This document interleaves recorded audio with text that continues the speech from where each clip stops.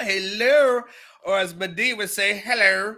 How is everybody doing on this fun, fantastic Friday? We talked previously about like a name for our Friday show and what we should call it. And you guys actually did a great job of putting names out there, and I didn't write them down. And that was so many shows ago that I forgot about all these fun Friday potential names. So damn it, man, got to be more careful. Well, nonetheless, it's Friday. It's a good one, man. It's raining. What's this thing called precipitation? This thing called rain in Austin. Go ahead and see if you can revive my dead ass lawn, Rain. Good. You got a lot of work ahead of you, Rain. I can tell you what you're doing over the past 2 days is not going to override what has happened over this summer. My grass is dead. It's all right. Appreciate the rain, though, man.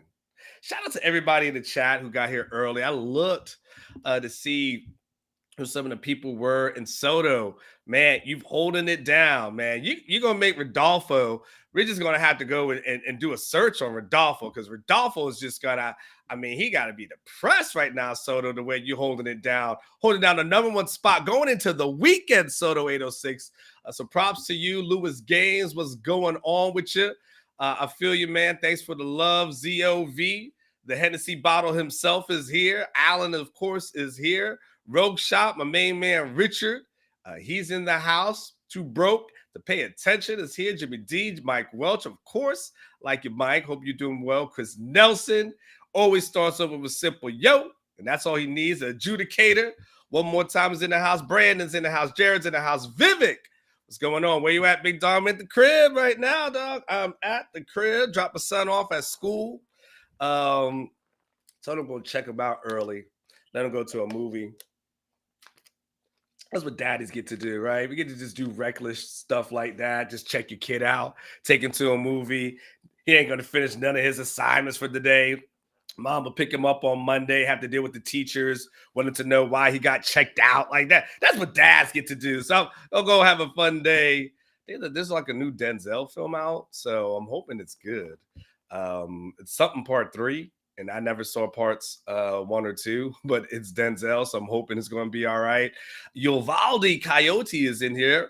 Cotton's in here. Robert Kemp is in here. Cotton Button is in here. So we got 2 Cottons in the house. Chris Bennett's in the house. CB, good to see you. Dala is in the house. Buck Wild, of course, is in the house. And Miguel Angel Diaz is in the house, man. So, hey, Angel, make sure that question that you asked, there will be a certain segment in here called buy or sell.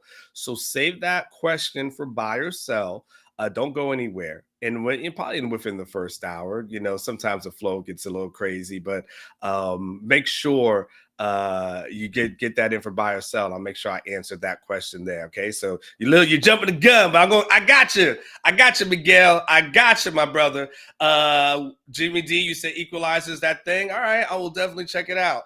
I'm going to go check that thing out. And then Hunter, good to see you as well. Welcome, man. It's our Friday. It's our Friday show. It's a fun Friday where we're going to be a little loose. We're going to be a little crazy. And I think last Friday I had a drink on the show, which, boy, I tell you, by the time I had that drink, then I went to the airport, had a couple more drinks, man. By the time I got on that plane, I was feeling good, baby. I didn't even know we were landed. I didn't know we were taking off. I was just there. I'm just joking. But I did have a good time. And got to meet Money B in the airport. There's another person I was supposed to meet, but I just couldn't get the timing right. But we'll hopefully get together and do that as well. And then, I'll let you guys do the Cotton debate over there in the chats. It's kind of like the real Roxanne. Which one is the real Cotton? I got love for both of you guys, so thank you. Welcome back to the old-fashioned sports show. I am your host, Anwar Richardson, not to be confused with Anwar Richardson. We don't mess with that guy, but we do a shot whenever I have a guest on that calls me Anwar, and I think we had somebody that called me Anwar the other day. So there's more shots to be had by everybody. That'll be about at least 3 this week. So make sure you drink up as well. Maybe by the 10 o'clock hour, I might go ahead and crack out a little something, a little sippy sip for us to enjoy our Friday. Hope you guys enjoyed the morning show. Those guys do a fantastic job from 6:30 to 7:30. Make sure you check out Chad and, of course, Jeff Ketchum on the noon show. I was actually a guest on their show yesterday. That was kind of cool to sit in with them. But, House Divided is always a good thing. And, of course, Alex Football with Friends as well. And by the way, Uvalde came in strong, Uvalde. Came in strong. I mean, boom. Woo. Lunch on you? Bro, Uvalde, first of all, thank you. Thank you. Uvalde, what's going on, bro? Why are you feeling so good on a Friday, man? What is going on, Uvalde, man? For that, I'll walk out of here and take a shot of you. What you want for 100? You want me to show you a little something? Like, what you want for 100, man? Like, that's awesome, man. Hey, first of all, thank you. Thank you, Uvalde. Lunch is on you, man. I'll take it. I'm gonna take me and my son. We'll go check out a movie and stuff like that. So I absolutely appreciate that, man. Anybody else want to contribute to the lunch fund? It ain't too late. It ain't too late. Uvalde Coyote, man. I'm just gonna let that sit there for a minute. I'm gonna let that thing marinate. Boy, like right, it's like right now it's on the grill. And I'm just letting it all just soak in, and all the juice is like on a smoker right there. I just want that super chat to marinate in right there. Whoo, I smell it. That boy, I tell you what, you must be excited. You must have had a really good week. There's a couple of things that must have happened in your life, Uvalde. I appreciate it. Oh, you said from one father to a father, brother. Oh, man, well, thank you, man. I was going to say some silly stuff, but I appreciate you. I think I tell you guys all the time. And when I say this, I'm 100% serious. And Uvalde, I think you'll appreciate what I'm about to say. Man, no matter when I die, whenever that thing happens, hopefully it's no time soon, right? But when I die, and I'm serious about what I'm about to say, the first thing I want you guys to say, I want it to be said, is that Anwar loved his kids. I don't want anybody to talk about anything I did from an accomplishment standpoint. The first thing anyone talks about is that he was a good reporter, or he really liked writing about the Longhorns, or drunk on stuff like that. The first thing I just want people to say is he was a father that loved his kids, man. Like, I didn't have a father in my house. And there's this thing I once heard in Uvalde. You got me getting a little sentimental, but it was this meme I once saw.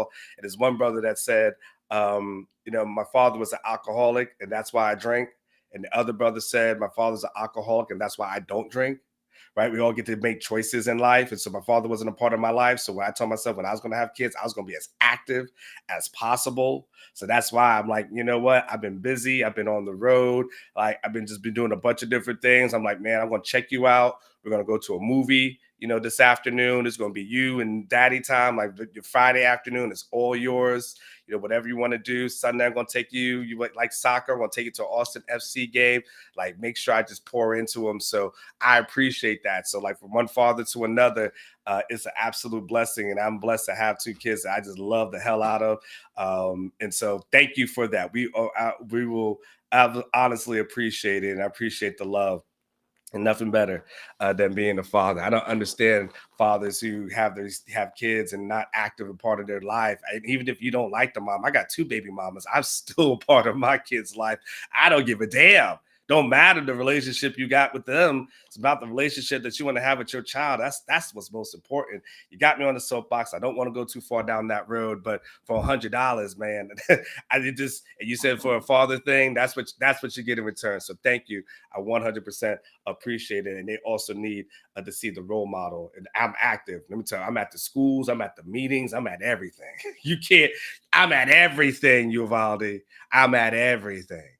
That they will know daddy's here. Teachers knows daddy's here. I'm as active can be. So thank you 100%. I 100% appreciate that. All right, Texas boy, take me out of daddy mode for a second. Take me out that serious mode. I flow in different ways, man. Super chat from Texas boy. Good morning to you, my man. How are you? How's life? He goes, oil fields kind of slow. I'm on a budget. So here's a side salad.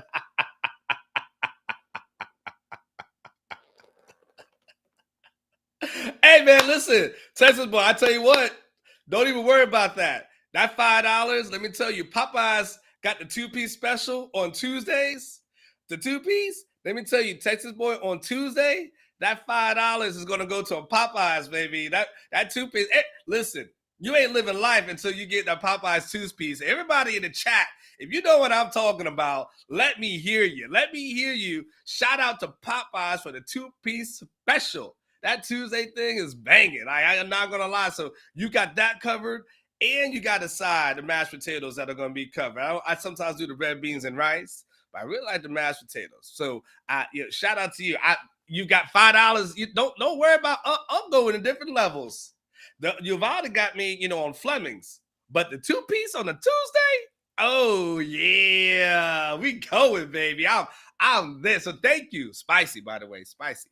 Give me that spicy two-piece, boy. That line's long. That line's long, but the wait is so worth it, isn't it? It's so worth it, man. It's Friday, baby. Let me tell you, this is a fun Friday. It's what we do on a Friday, man. Like we've had a long week. You guys have had a long week. I understand that the weekend is about here. And listen, this is a fun Friday. This is where we're going to laugh. We're going to enjoy ourselves. We're going to be on topic. We're going to be off topic. We're going to be all those things, man. Because this is our show, this is life. Like this is life. Like we're supposed to have fun in life. Sometimes people tell me like, "When are you going to talk about the sports?" Like, well, get to the sports. I got 3 hours to get to sports. All right, I'll get to all that. But for right now, we want to talk. We want to vibe. We want to go into different areas. That's what's going to make our show fun and unique. All right. So I noticed somebody in the chat like, "When are you going to talk about Quinn?" I'll get to Quinn. You guys know me. I'll talk for an hour about him. Then you got to worry about that.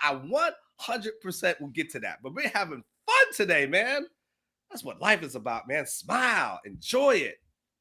It's life, man. When I tell you guys at the end of the show, live each day like it's your last, because you just never know it might be, man. There's people waking up this morning who are not going to make it to their bed tonight. That's why today, in this moment, we enjoy ourselves. We're going to laugh. We're going to smile. We're going to have a good time. Chris Bennett put something on my Twitter timeline just the other day about Sean Adams. And rest in peace to Sean Adams. I can't believe it's been 6 years. Sean Adams was a close friend of mine. I'm talking about a close friend of mine.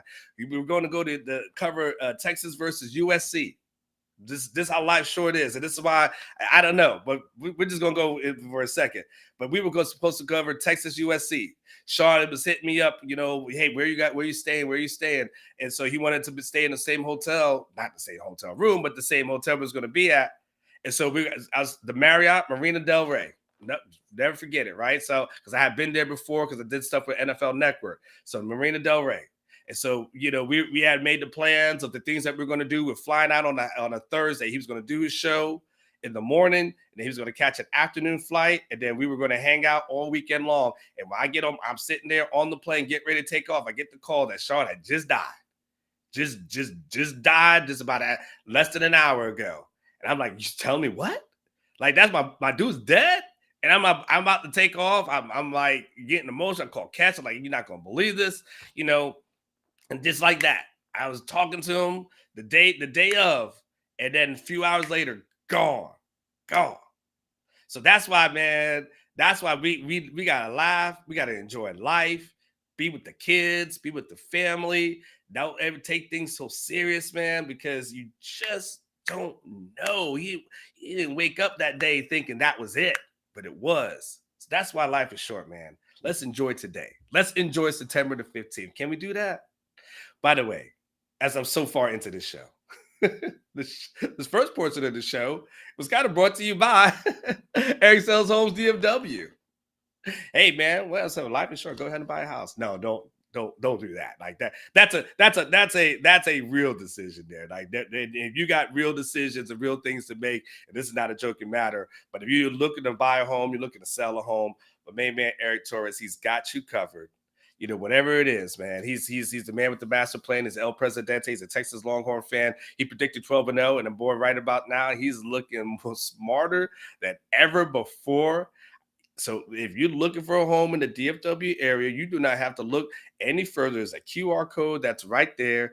I did it yesterday just to kind of mess with it to see what happens. It takes you right to his website. So Eric sells homes DFW. And by the way, if you're looking for for somebody else, just it's somebody else in the DFW area, don't be afraid to hook them up. And by the way, El Presidente will be here as one of South End Zone Queen's favorite friends that when she comes in the chat, but he'll be here around the 10:20 hour. Jason Suchomel will be here around 9:20 today to talk recruiting. It's a huge recruiting weekend on the 40 acres. There's a lot to discuss. And so Jason Suchomel is going to give you a recruiting preview because that Alabama win, guys, Alabama wins could mean a whole lot of things for the recruiting and getting that momentum going. And so Jason Suchomel is going to break down all the people who are going to be visiting. So get ready for that. I've got a fun show for you. A little loose show, but a fun show nonetheless. A good morning to you, South End Zone Queen. Are you going to be at the game this weekend, or are you out in Denver? South End Zone Queen. I was just kind of curious. I know you go back and forth. By the way, I know everybody. Just a dude. Good morning to you. Good morning to you, Calvin. You like the ghost pepper wings? I know that's right. SEC hook 'em. Damn, now I got to go to Popeyes for lunch. Uncle Calvin just made it a must. That ghost pepper wings are lucky to get around item. They normally always sold out. Man, I'm telling you, man. Yeah, I got the 100 for Fleming's. I'm gonna save that one. I'm gonna save that for a date night. Uncle need a date. Uncle need a date.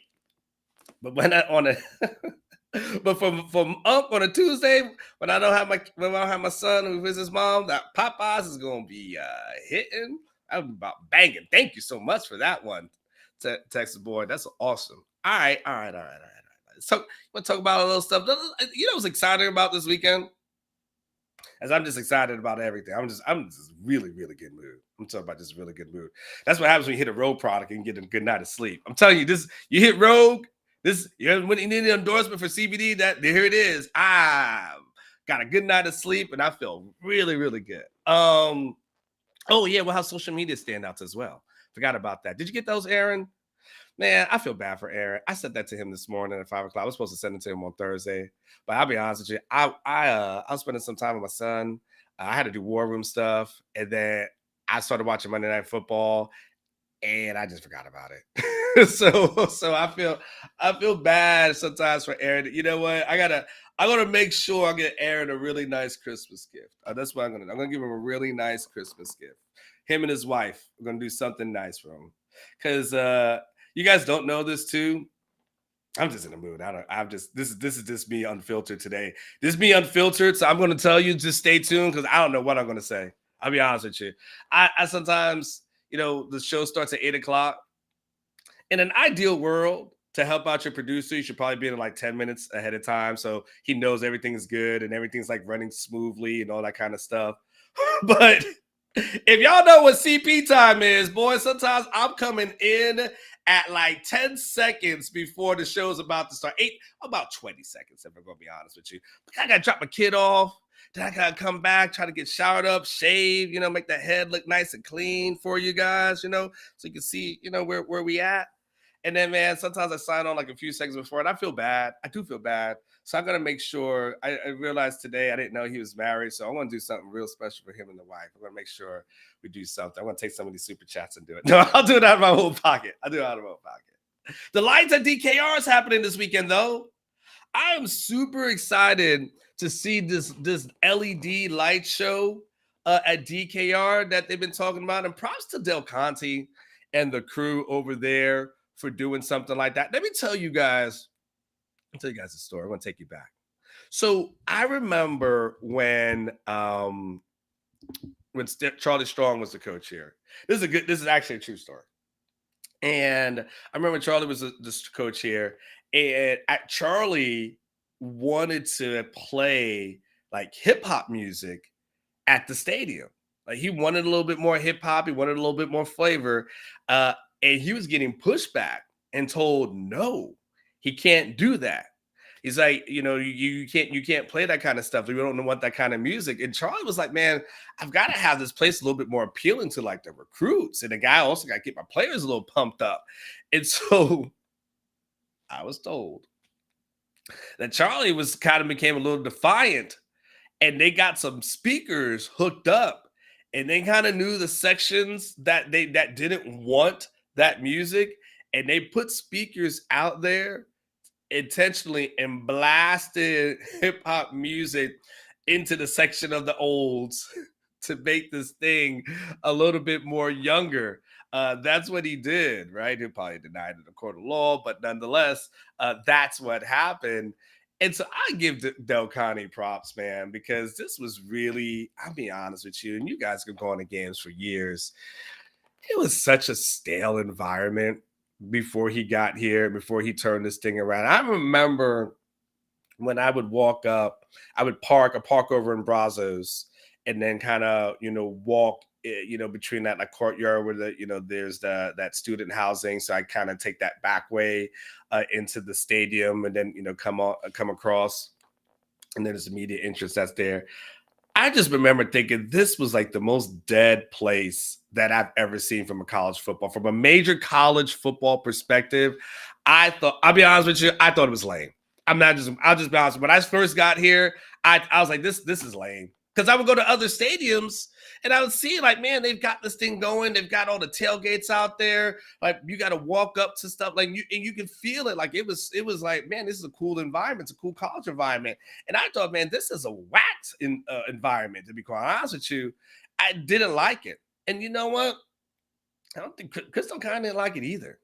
When Chris Del Conte got here, he realized, like, man, this thing's got to change. Like, this is not college football. Like, this has got to be better than this, right? It can't just be the quote unquote wine and cheese crowd. So, I mean, I love everything that they did when they added in the Bevo Boulevard stuff, put in the carnival rides, played the music, put the jumbotron in the middle there.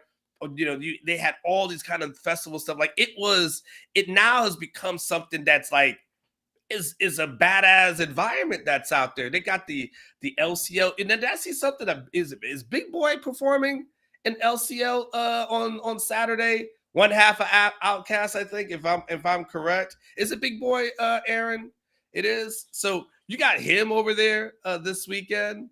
I mean, now we're cooking with grease. Right now, all of a sudden, this is in an environment that's from outside.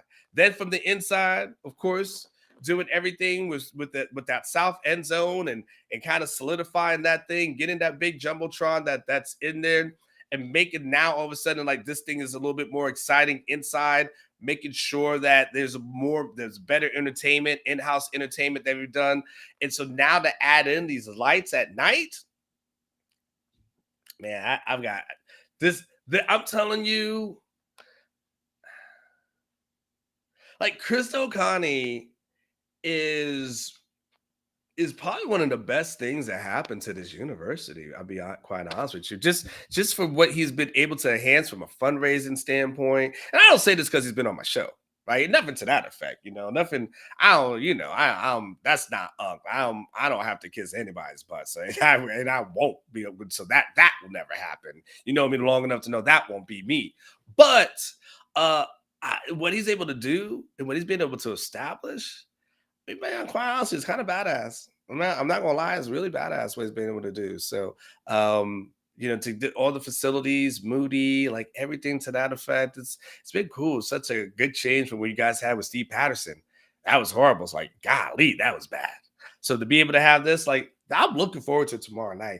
I really think you guys asked me this question yesterday.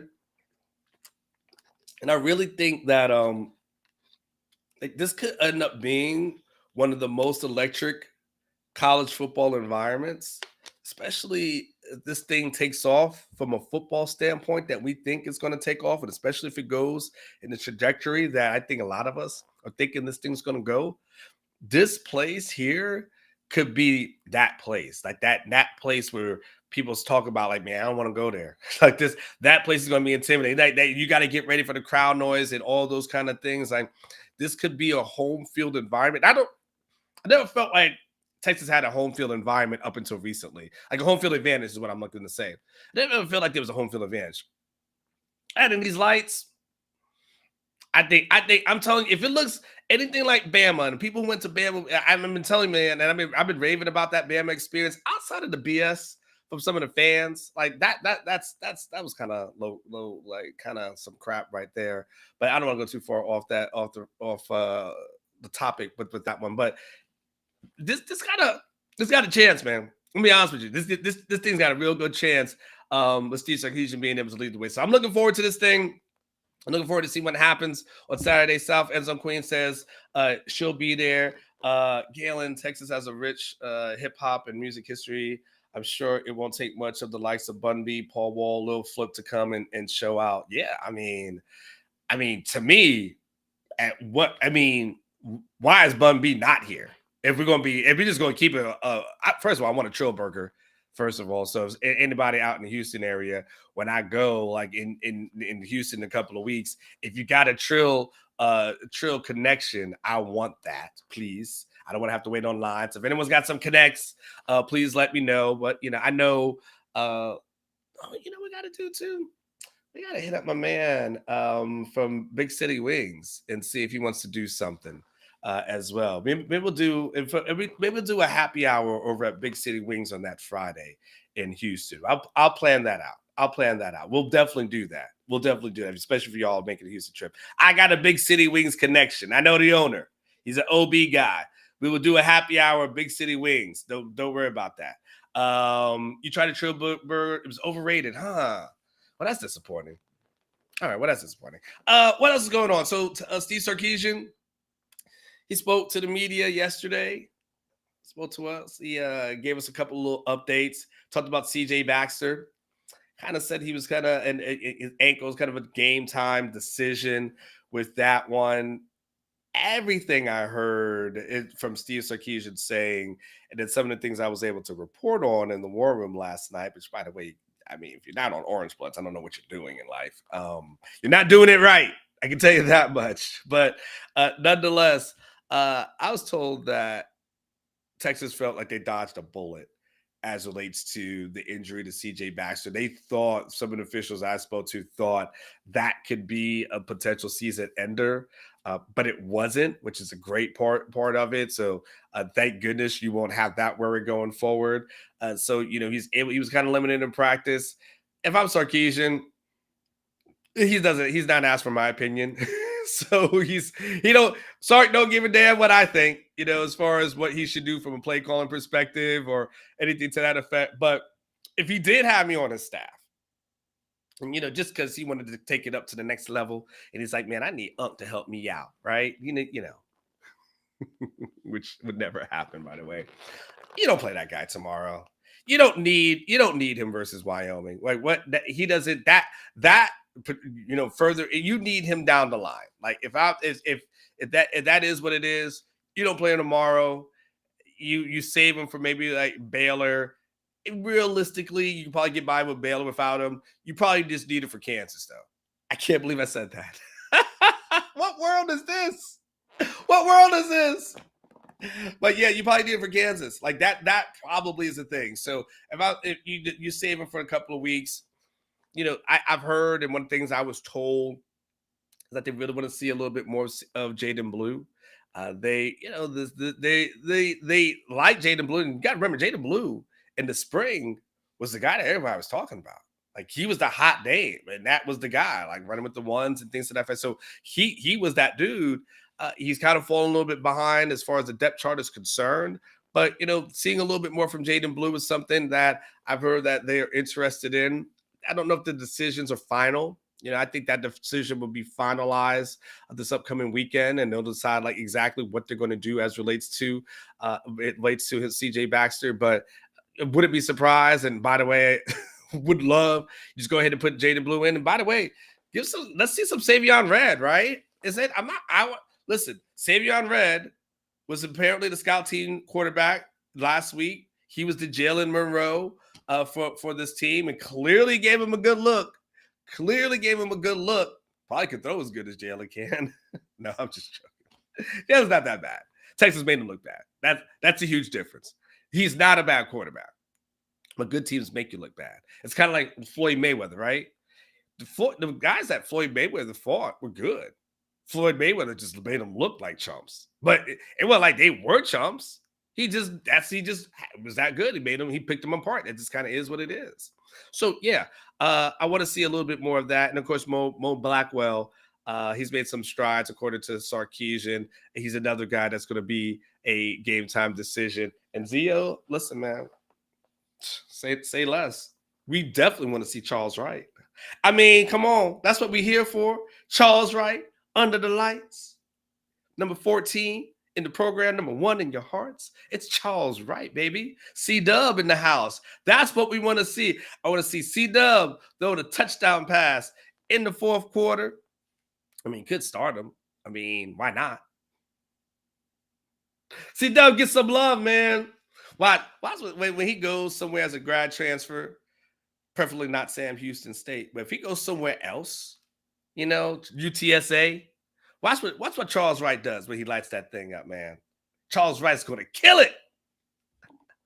Yeah, wait. There's some other little stuff, little housekeeping stuff that I wanted to talk about. I'm in a mood. I'm having fun. I'm past my break. Don't care. No, I was probably I didn't smoke anything.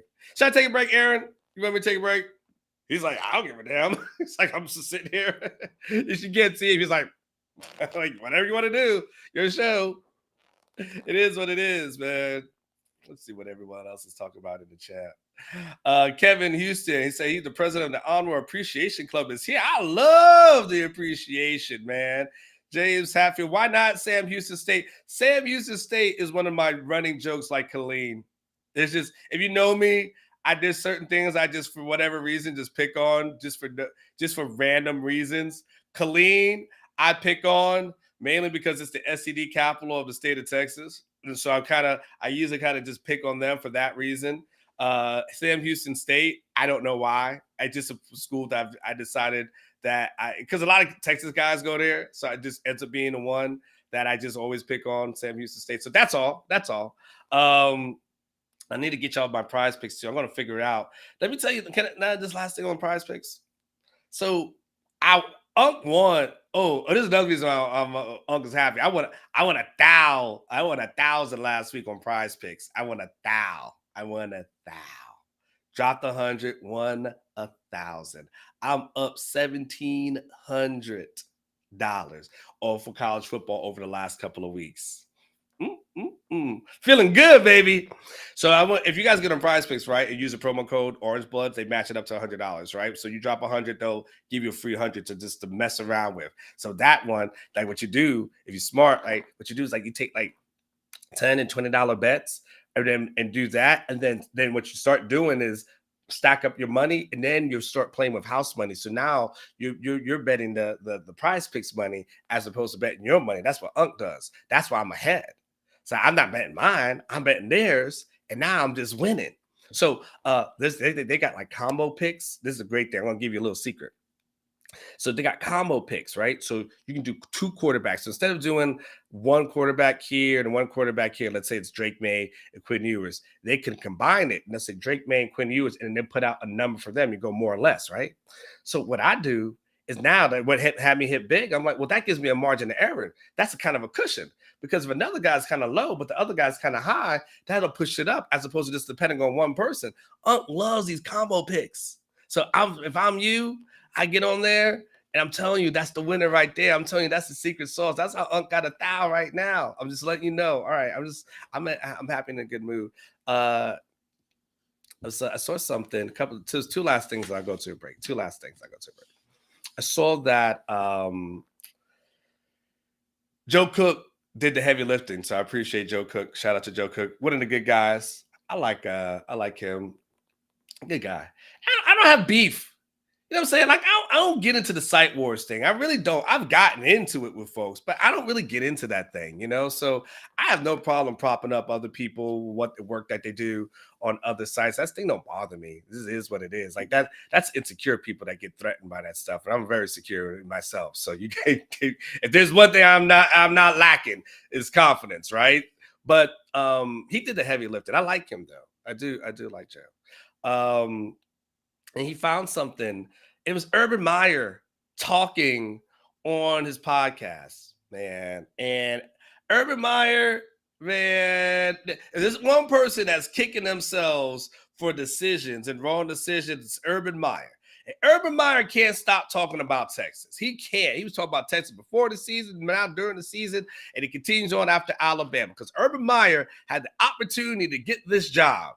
It was here in front of him. He had the offer. Now, I know there's always a debate about was Nick Saban ever going to come to the University of Texas or not, and people will always debate that until the day is done, right? But I can tell you this, Urban Meyer had an offer in front of him to come to the University of Texas. That was there. It was true. It was during the COVID season. I covered that thing. I had boots on the ground, ears on the ground as well. And he said no and decided to go to Jacksonville, and it ended up being a horrible decision by him. Horrible decision. Horribly played. And college coaches shouldn't go into the NFL. They think they should, but they can't. I told you guys before, you can't take a college mentality into the NFL. Those guys curse you out there. That's a different world. The players run the NFL. Players will curse you out. They don't think twice about it. College coaches get to go in there thinking they can do that damn thing. There's a reason why Nick Saban had to come running out of there. Right? There's only one guy that I've known that's actually had that kind of sustained success. It's really been Pete Carroll. That's really been about it. Majority of those guys get run out. Ask Steve Spurrier. So he missed out, and I feel like he keeps talking about Texas. One thing, he keeps talking positive stuff, right? Because he want a job. He want to get back into coaching. What if Urban Meyer went to Texas A&M? What do you think? What would you trade Jimbo Fisher for Urban Meyer? That's my devious look. I'm serious though. He wants a job. Would that be a good landing spot for him? Like with A&M, I think he would do a better. I mean, he definitely would do a better job. I don't know. Urban Meyer, Texas A&M, makes a lot of sense to me. Anyway, so he's talking about Texas.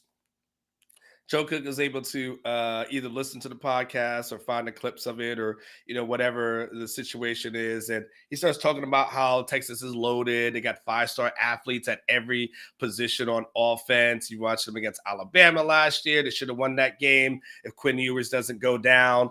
He goes, I believe Texas beats Alabama and the whole 2022 season is completely different. Yeah, I would tend to agree with that. See, I'm just saying, Urban Meyer to A&M would make all the sense in the world. Like, and tell me who from A&M would make that trade right now. Right now.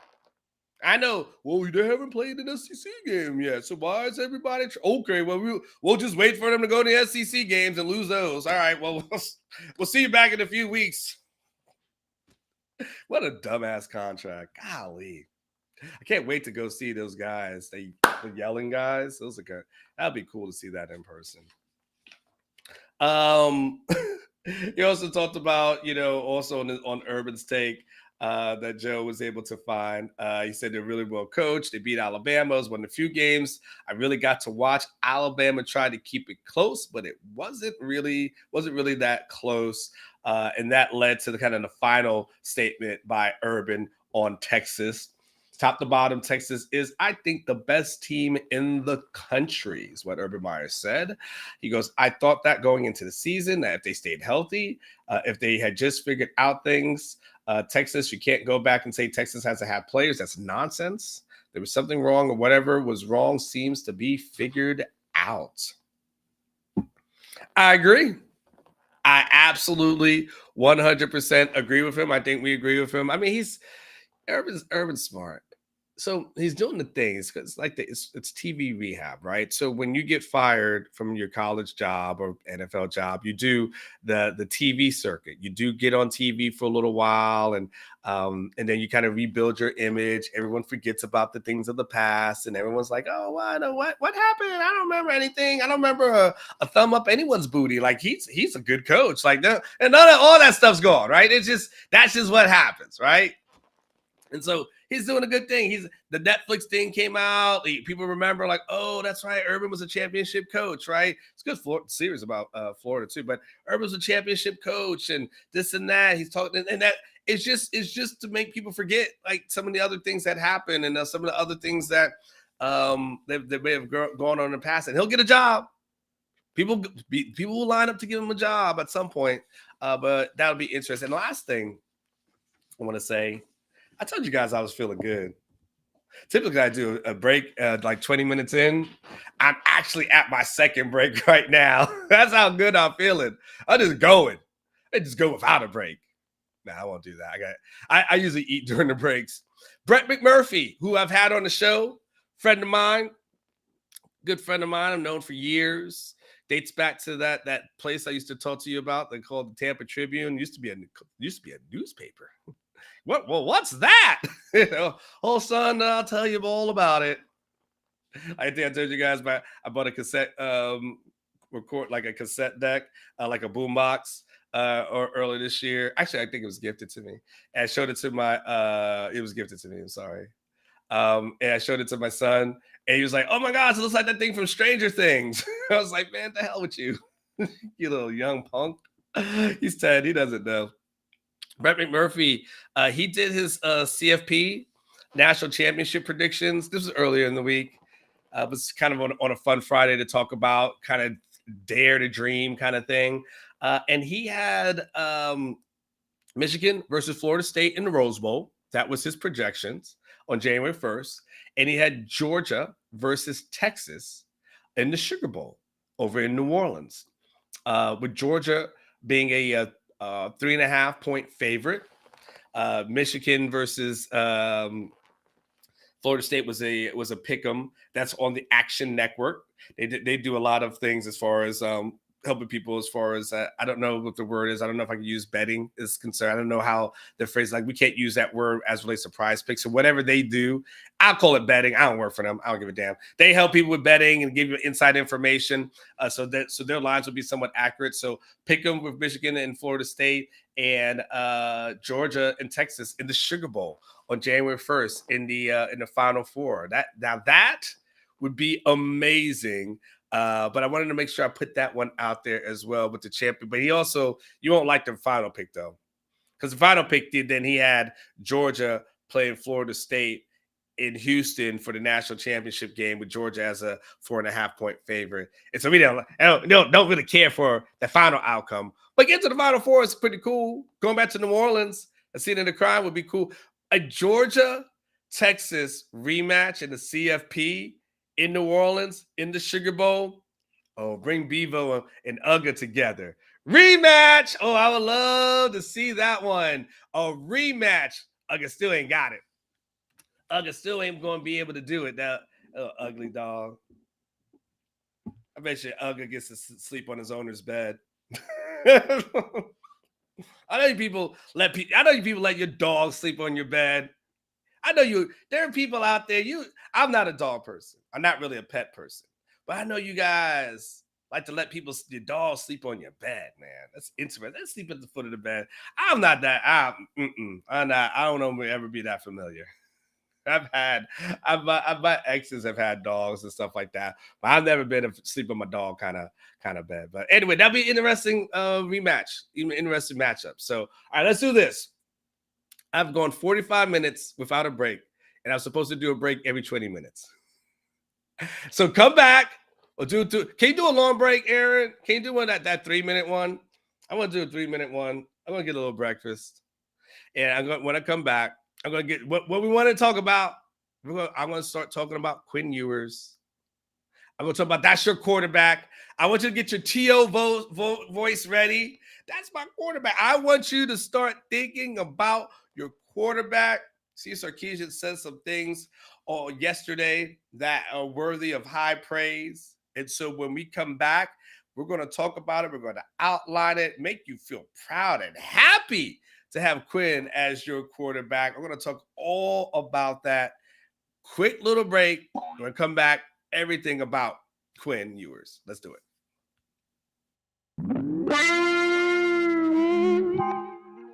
This Orangebloods recruiting flashback takes a look at arguably the most high-profile recruitment in the history of the Texas football program, at least until Arch Manning came along. Yes, I'm talking about former Texas quarterback Chris Sims, who was the nation's #1 ranked prospect when he came out of New Jersey in 1999. Sims took a look around all over the nation early in his recruitment, visiting the likes of Ohio State and Penn State, before eventually setting on his top two. The two UTs, Texas and Tennessee, were his two finalists. After taking an official visit to Austin in the fall of 1998, the Longhorns appeared to be poised to land Sims, which partly helped steer Eli Manning, who also visited Texas in the fall of 1998, to Ole Miss. Yet, when Sims announced his decision on December 15th on the MSG network, he picked the Vols over the Longhorns. Mack Brown later admitted that the Texas coaching staff was shocked by the news. Quote, "I'm proud to be a Vol, and it's a good place for me," Sims said upon his announcement. "I'm a big fan of Coach Fulmer, and I think it fits me right.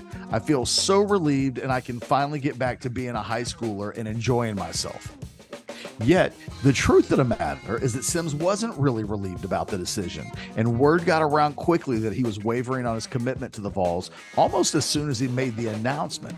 I can remember talking to a Texas source on January 1st of 1999, just before the Longhorns played Mississippi State in the Cotton Bowl, that the Longhorns were going to flip Sims away from Tennessee. A few days following the New Year's Bowl game, Sims called Texas assistant coach Tim Brewster to tell him that he was having second thoughts. Less than 3 weeks later, Sims sat down with his parents, Diana and Phil, you might have heard of him, to reevaluate the decision. The next day, he called Tennessee head coach Phil Fulmer to deliver the news. Sims said, quote, "The hardest thing I ever did in my life. The first thing he said to me was, 'Chris, I'm down here in Alabama recruiting you the best receiver in the country,'" end quote. One day later, Sims made things official by flipping his commitment to the Longhorns, which helped cement a #1 overall recruiting class for Brown and his coaching staff. It proved to be a game changer for the Longhorns, as evidenced by the commitment of the big three wide receivers in the following recruiting class: B.J. Johnson, Roy Williams, and Sloan Thomas, as well as paving the way for Cedric Benson's commitment to the Longhorns in the 2001 recruiting class. Ultimately, it was one of the great recruiting moments in the history of the Texas football program.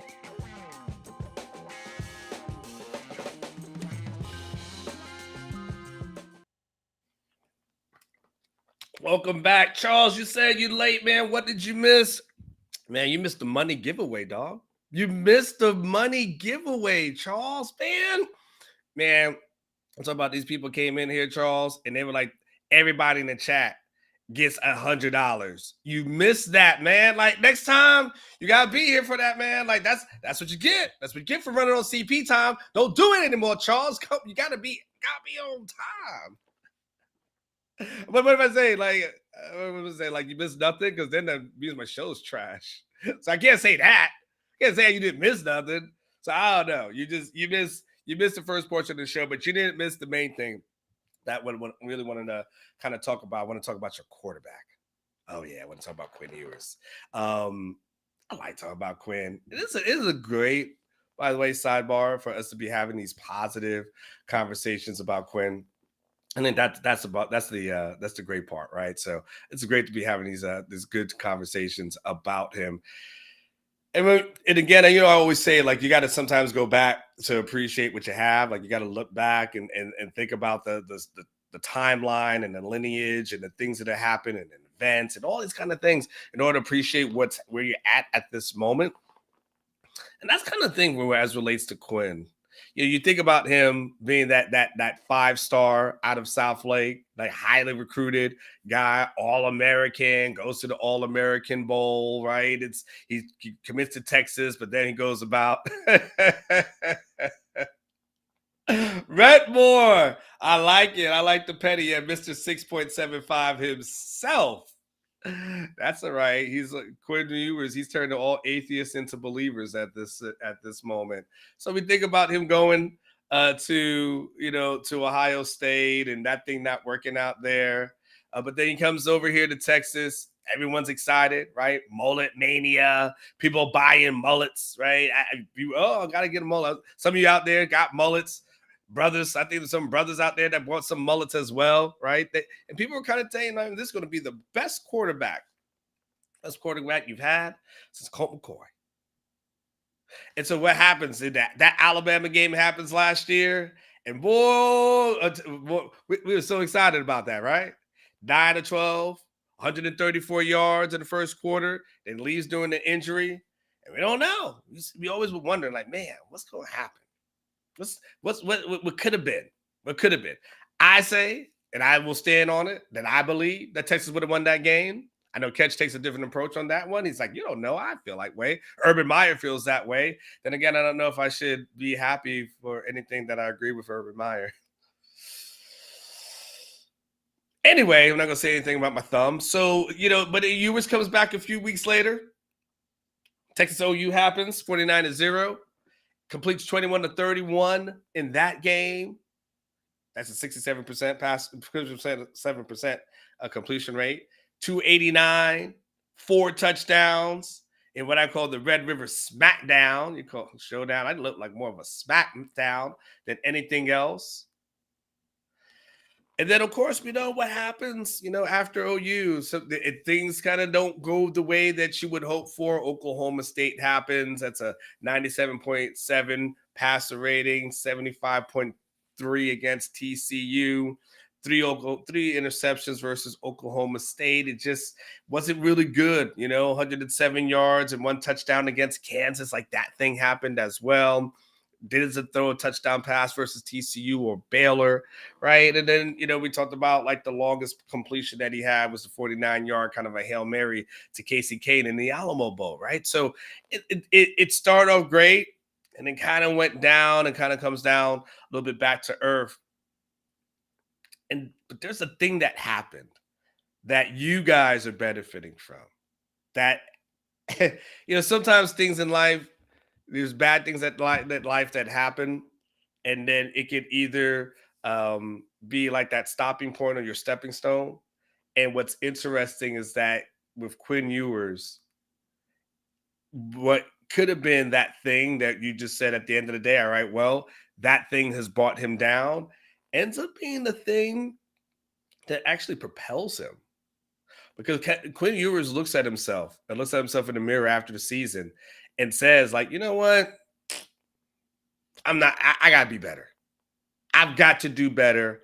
I can be better. And you know what? I am changing everything. I'm changing everything, right? So he goes ahead and he cuts the mullet, right? And again, that we've talked about before. Won't say much time on that, but that thing was about growing up, becoming more of a man. And he told people who were close to him, it's time for me to grow up. It's just time. And you know how it is. Like, teenagers, you guys got teenagers. We were teenagers. We had, different hairstyles. Some of you may or may not believe, but back in the day, Unc used to have the box cut. I had the box, baby. I had the box cut right there. I used to rock the little box. I used to have that. You guys had your stuff, right, as well. Dyed your hair, all kinds of different things. And eventually you get older and you're like, all right, it's time to grow up a little bit. Those days were fun. You find other little things you can do, but you're like, all right, but my appearance matters. Like, I want to work a decent job in life, right? So you grow up, you get become little things. He decided also that, what, I gotta start working out, man. I gotta start working out. I gotta get limited to some of this body fat. I gotta change my diet. We all know about him eliminating Chick-fil-A. We ain't eliminating Popeyes in our lives, though. Woo-wee, something like that. Ghost Pepper is gonna get it. And I know I'm taking that $5 on Texas boy. I'm gonna get some. I'm gonna get that on Tuesday. But he becomes healthier as well. I say healthier, not necessarily from an eating standpoint, but you got to remember he had a double hernia surgery his junior year in high school. He got injured last season. So this season, he enters the season as healthier than he's been really since the high school years, right? He worked on becoming kind of a smarter football player, wanted to make sure he cut back on the negative plays. We see a guy right now who's thrown 184 straight passes, 184 straight passes without an interception. And then, of course, one of the other things he wanted to do is focus on becoming more of a leader. That was a thing that he wanted to be. Is that was one of the things I kind of report about a lot in the offseason. And all these topics are things I report about a lot in depth on Orangebloods. But becoming a leader is kind of a thing. And there's always been like the question of should be more vocal or not vocal. And and that for me, like I think I've told you, like, I've played on teams before. We've all been on teams before where, you've got a person who's the alpha male and everyone's like, he's the alpha male. He's the alpha male. Yeah. And he sucks. And he's trash. You played on teams before, but people they think they got it. They think they're that dude. They think they're that woman. And at the end of the day, they just talking a lot, ain't saying nothing. And so that happens a lot, right? And so, but that was something he said to himself, you know what, I could work on being a little bit more vocal. And he decided kind of like, let me go ahead and pick and choose the spots that was in. And then there was this one thing that he did during summer workouts that was really, I reported on it. I reported on it in the summer. I'm telling you guys about it like months later on the show because it's free. So you get 3 months later without being a subscriber to Orangebloods. Like you're not winning. I love y'all. But he gathered the team around. They had summer workouts. Right? And he gathers the entire team around him, gathers everybody around. And he says, he told everyone if they follow him and they follow his lead, Texas is going to win it all. That's what he let them know. You follow my lead. Guess what, guys? We'll win the whole damn thing. And everyone was pumped up. And everyone was excited. Because guess what? As your TO voice would say, that's my quarterback. It's your quarterback.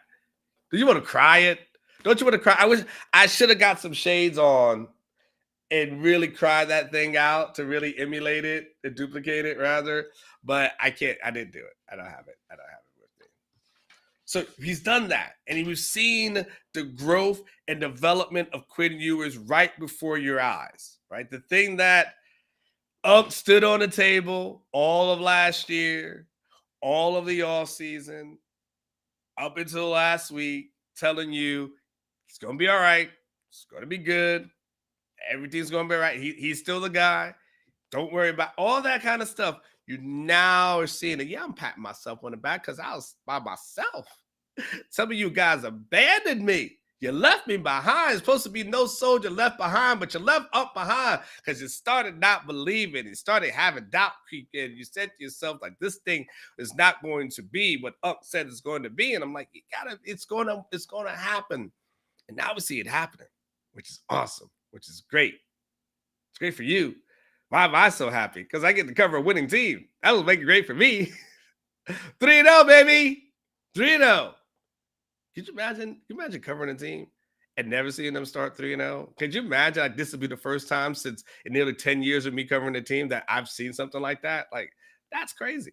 You guys have seen it. I haven't. Happy about it too, by the way. I'm gonna have a celebration drink after the game. It'll be late though, so but it'll be at like 1:00 in the morning. But maybe I'll have that as well. Hook 'em from Zamunda. Okay, that's different. I don't know if that's serious or not. Let me find out. Quinn has a cheat meal at Popeyes after a win. Hey, if you're going to cheat, gotta cheat on Popeyes. All right, Popeyes. I want to mention like a couple more times, and you're gonna have to drop some money into the advertising budget. I'm just gonna say that. Got enough free pub as it is. But now let's add something else to the list. It's what Sark revealed at his press conference yesterday.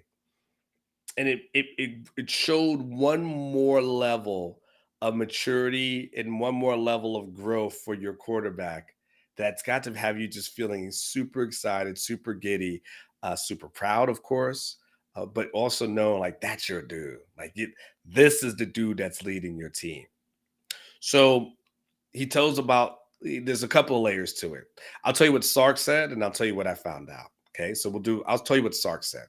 So for those who aren't familiar, Sarkisian has his press conferences on Thursdays. He does one on Monday. That's the one that you guys usually see live. And then he does one on Thursdays somewhere after 11 o'clock. And that's kind of that's a Zoom call. So that's just a Zoom call with the reporters. That one isn't live to my knowledge. So, while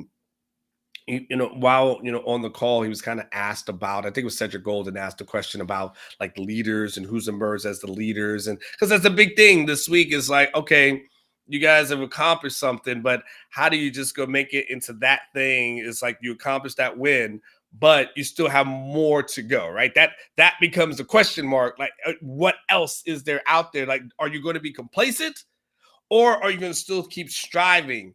It's still all right. You're cool. You're in the fountain, all that kind of stuff. Or you're going to do some other things. So he started talking about how Quinn contacted him and asked for permission to have a players only meeting on Tuesday, with kind of the thought process of, okay, it's time to get refocused and focused on Wyoming. And you started talking about him as far as that leadership component is concerned. So I did some calling around. It was to do some digging, and this is what I covered. It was what I found. Quinn was seeing all the stuff on social media. He was seeing all the celebrations. He was seeing everybody enjoying themselves and seeing all the players enjoying themselves, and happy about it. But felt like, you know what? Let's get into the point where enough is enough. You guys know that game was late on Saturday night, right? And they had to take the plane back. And you remember that Quinn Ewers had said, I think I reported something like he had fell asleep on the plane, like I forget what movie it was that he said he was watching, but he fell asleep on the plane. Let me tell you about your quarterback. Popeye's chicken jokes aside and Chick-fil-A and stuff aside. When they got back, he goes back to his place, takes a little bit of nap. At 9 o'clock in the morning, Quinn Ewers was back in Moncrief breaking down film on Wyoming. He wasn't out celebrating. He wasn't out partying. He took a nap on the plane, got back home, took a little bit of a nap, got up, showered, went to the complex, and started breaking down Wyoming film. He was there by 9 o'clock in the morning. That's your quarterback. That's what your quarterback did. Wasn't sitting there celebrating all this other stuff. Blah, blah, blah. He was happy. It was a moment. But what I was told is that Quinn's so focused right now at not only being the best that he can be, but he wants this team to hit a level that they haven't hit since 2009. That all this other stuff doesn't even matter to him.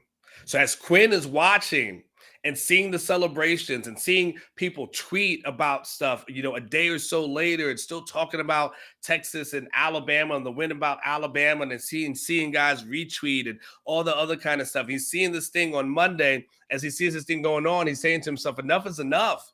Like, we've got to go on. Like, this can't be it. Like, we have bigger goals to achieve, and beating Alabama is just one of them. So that's why he says, you know what? I've seen enough partying. I've seen enough celebrating. I've seen enough of this thing. Coach, can I hold a team meeting so I can get all the guys on the same page to say, hey, we've got to turn the page. We've got to move on. And so that's what he did. So he told him, like, hey, man, that was good. We got the win against Alabama. You guys got a chance to celebrate, but now we've got to do something different. And they said, you know what? You're right.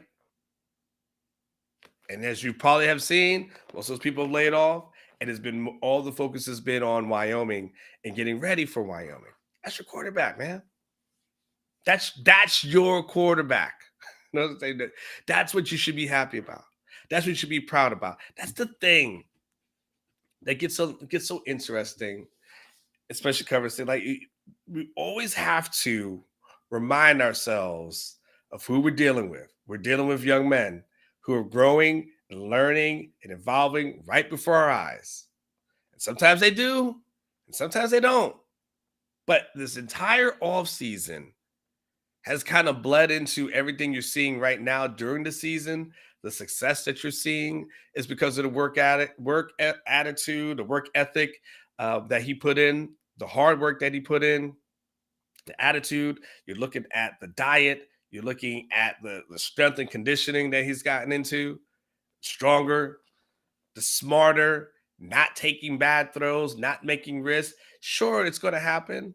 At some point, there may be a tip ball, something to that effect is going to happen.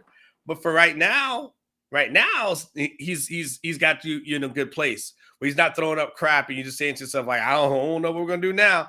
That's not happening.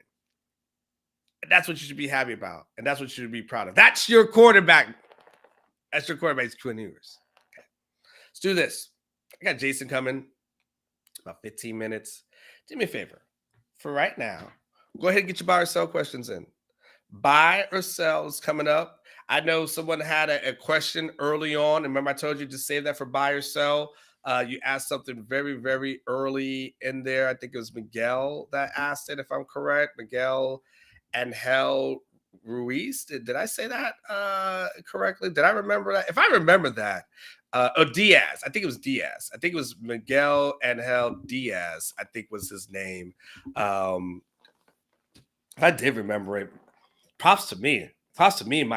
I'm not even taking ginkgo, but go ahead and get your buy or sell questions in the chat. I'll answer as many as possible before Jason comes in. I'll finish up answering them after he's done. I got some social media standouts that's coming at the 10 o'clock hour. I've got El Presidente coming with his picks at 10:20. He's going to give you the things that you need to be wagering on. So you go from there. So don't go anywhere.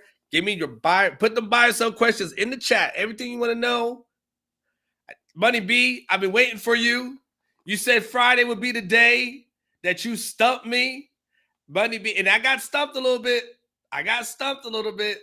So crazy to be the ones that always get me.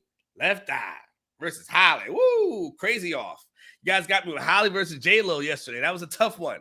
There's other ones that are to be had, so put those in the chat as well.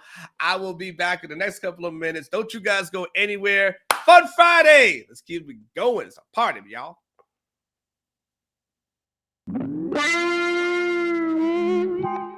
This Orangebloods recruiting flashback focuses on one of the best defensive playmakers for the Texas program over the last decade. I'm talking about edge rusher Joseph Ossai. Ossai was one of the best players to come out of Tom Herman's 2018 recruiting class, although he was a low four-star prospect who only ranked number 31 in the state by Rivals.com. Not a single recruiting service had him ranked as an elite prospect or inside of a national top 125 list. When we look at Ossai's recruitment, it was pretty cut and dry fairly early on that there were three schools that stood out above the rest. From the summer of 2017 all the way into October and November, Ossai kept a top three of Texas, Texas A&M, and Notre Dame. Of the Longhorns, Ossai said that Todd Orlando and Oscar Giles used the following sales pitch on him. Quote, "They tell me I could be that Nashawn Hughes type of player. When I watch some of these close games that they've been in, I can place myself in that defense and see myself making the moves to finish those plays.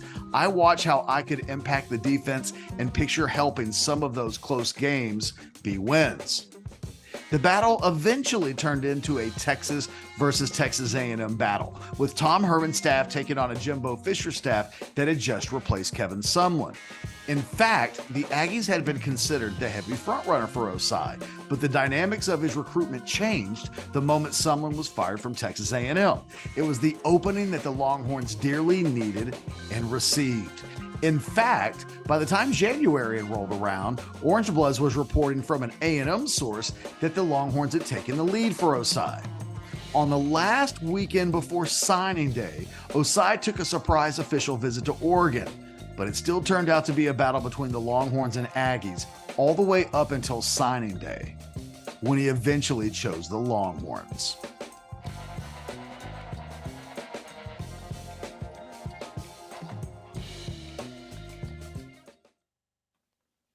All right, y'all, welcome back. Oh yeah, I moved my whole screen. Let me move it over here. Forgot to plug in my my cord for my computer, so I was starting to go a little bit dead there. So good morning, welcome back. Oh, I totally messed up everything. I had everything all centered and everything like that. All right, I think I'm a little bit better. I feel greasy. What is going on here? Welcome back to the Like I put cocoa butter on my head. Like what is this shine going on, boy? Nothing if you had cocoa butter put on you, and mama put baby powder on you as well. All that kind of stuff, boy. Just greasy, just walking out the house and slipping, sliding. No one can even touch it because you're so greasy. What's up? Get those buy or sell questions in there. Jason Suchomel will be here in the next 10 minutes. We got recruiting as well. So, by the way, if you may have some recruiting that's a fiddle song. South Ends of Queen threw me off. If you have some recruiting questions, Jason Suchomel will be here to answer that thing as well. And Michael, yes, I am representing Trinity University. My friend, one of my good friends, his son went there. So I had bought they gave me a t-shirt. He was actually a quarterback for a year. Then he transferred and now he's at Georgetown. So they have not given me any Georgetown gear. So I'm representing Trinity, San Antonio. Shout out to them. They've got a good little program down there. So I like it. Woo, expensive though. Woo. I gotta know when you pay that much money for for school. I always want to know is your algebra different than everybody else's algebra? Like, do you get a special set of algebra that none of us are taught? Like when I go to public school, right? So I'm just saying, like, is your algebra different than the ACC algebra? Like they're like, no, this is Trinity's algebra. And that's why you got to spend $50,000 a year as opposed to this algebra over here that's only worth so. I just want to know if the algebra is different. That's on my own question. Yo, what's going on? All right, let's do it. Let's do some buy or sell. Let's do buy or sell on some Charles Wright is the man kind of questions. Oh, when Charles Wright sees me, he knows it's all love. Oh, Charles Wright sees me, he's like, man, I'm glad you repping me. Because I know there's people from Austin that tell him, man, this guy talks about you like every single day. But I hope he feels the love that I have for Charles. I think he's actually a good quarterback. I'm not joking. I actually think he's a good quarterback. He's just here getting his education. Ain't nothing wrong with that. I hope he goes on and does some great things in life, because he probably will. So let's do this. There we go. Miguel Angel Diaz. I did remember it. Ain't that some stuff? What's up, Unc? Hey, man. Should we be worried about the players only meeting? Damn, these kids not used to winning yet. I already answered it. So I think that's the thing. And this is the beauty, Miguel. I'll be honest with you. I skimmed your question. I didn't know that's what you was going to ask. So it's actually perfect, man. Typically, when we hear about players only meetings, it's usually the sign that everything's about to go out of control. That's what that thing usually means. You hear players only meeting, I'm like, oh, well, there's another 3 losses coming. Like that. It's usually that thing. But as you can hear, Miguel, this players only meeting happened after a win. We typically hear about players only meetings after a loss, right? So honestly, this ends up being a fantastic thing. Like this is no, Miguel. It's quite the opposite, actually. There's no need for you to worry or fret or fear as relates to this. This is that for one of the few times in life you hear a players only meeting. Now, there'll be players only meetings.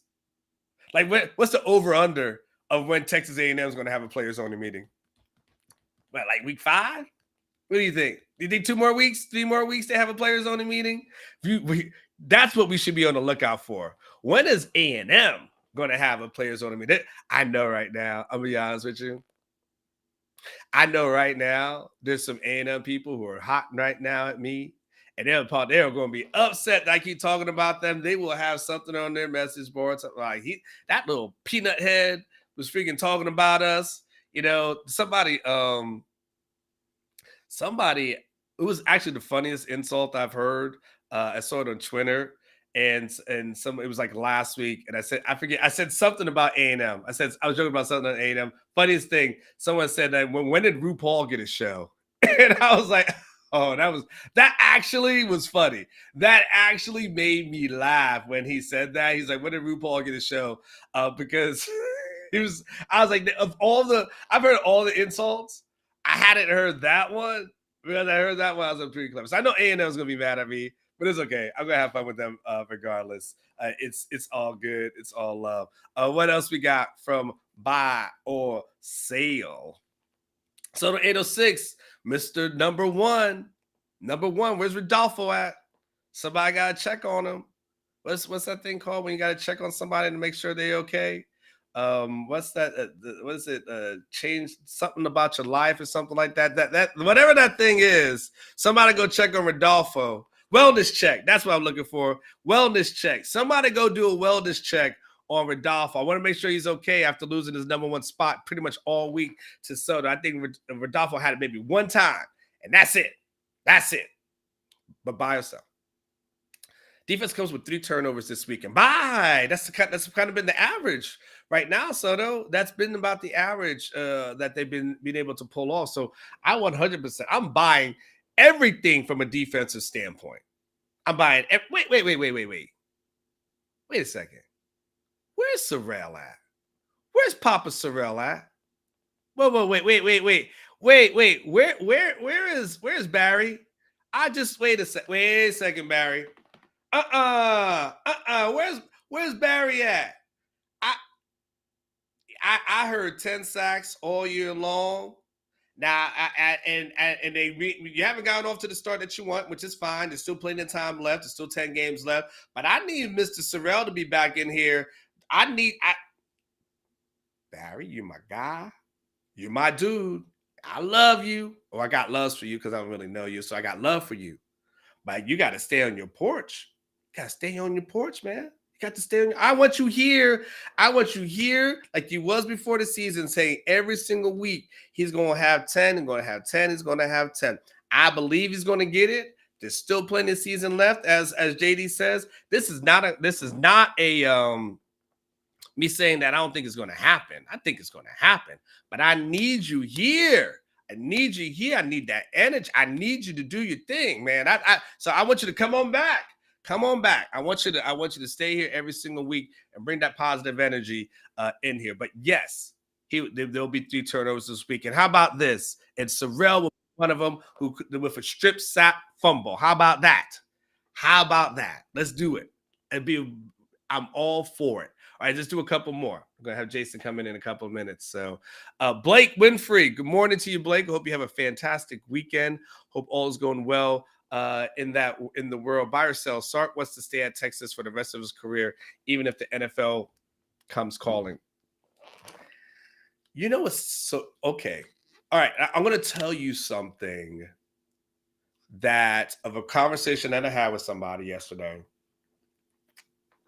that is a pure speculative conversation with no wheels put in motion.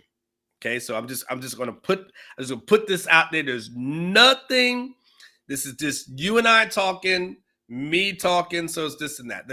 The question that was kind of put to me from somebody with connections to the Cowboys. So it wasn't Clarence Hill, somebody else. Wasn't a reporter though. And the question was, if things don't go well in Dallas this year, and Dallas made a push for Sark, would that brand be enough to maybe try to bring him back to the NFL? That was put at me. I think, this is what I believe. I believe that Texas will lock him up to a long-term deal after the season, and I don't think you'll have that worry. Like that. That's what I think is going to happen. And I think if you Sark, you did the NFL thing before. It didn't really work out. If you're just being quite honest with you, you've got a thing going where you can be the guy here for the next 20 or so years. They can put a statue out in front of you. You know what I'm saying? Like, you can be that guy. So do you want to be that guy, or do you want to be the guy that's always chasing something? Like, these coaches always chase stuff, right? They're always, you could have success. You're having success in let's say, in Houston, right? And so, like, for instance, like Tom Herman's a good example, right? He had success in Houston, was doing extremely well. And if he stays there, first of all, they're in the Big 12, right? And you've already built something really good. But it's like, oh, I got to chase it because you're chasing the check, right? Urban Meyer decided he's going to chase the NFL. Like, to me, if I'm Sark and if I was advising him, I'd say, man, take the good money right here. It's like, I live in a world where, people always ask me, like, well, do you want to go back to the NFL and cover it? And it's like, well, I can go back to that, or I could be somewhere where I'm happy. So, so if you're happy and you can't put a price tag on a happiness, man, to me, lock him up, long-term deal. It's all said and done. If you Sark, don't mess around the NFL, because at that point you're just waiting to get fired, and so many things have to go in your favor for that not to happen. Man, forget all that. I would stay put. Let's do another one. Let's do an absolute another one. But wow, says Ant Hill has 2 more sacks this Saturday. Bye. Well, I mean, if it ain't broke, don't fix it. So yes, absolutely, I will buy on Anthony Hill getting 2 more. Sure, why not? Why not? I mean, he's hot right now. Who the hell on Wyoming is going to stop him? I hope that's not. That's not a bad moon rising. But who the hell is going to stop that guy? So no. Like, 100% appreciate it. And Aaron, it says, really liked your piece in the war room. Very happy to hear you was calling team meetings. That's what champions do. Thank you so much, Aaron. I'm going to talk to Jason Suchomel right now. So I'm going to mention something about that I had in the war room with him. So let's go to the Speakeasy chat, the Speakeasy Lounge. And let's talk to my main man, Jason Suchomel, to talk about recruiting Texas and everything involved. Let's do it.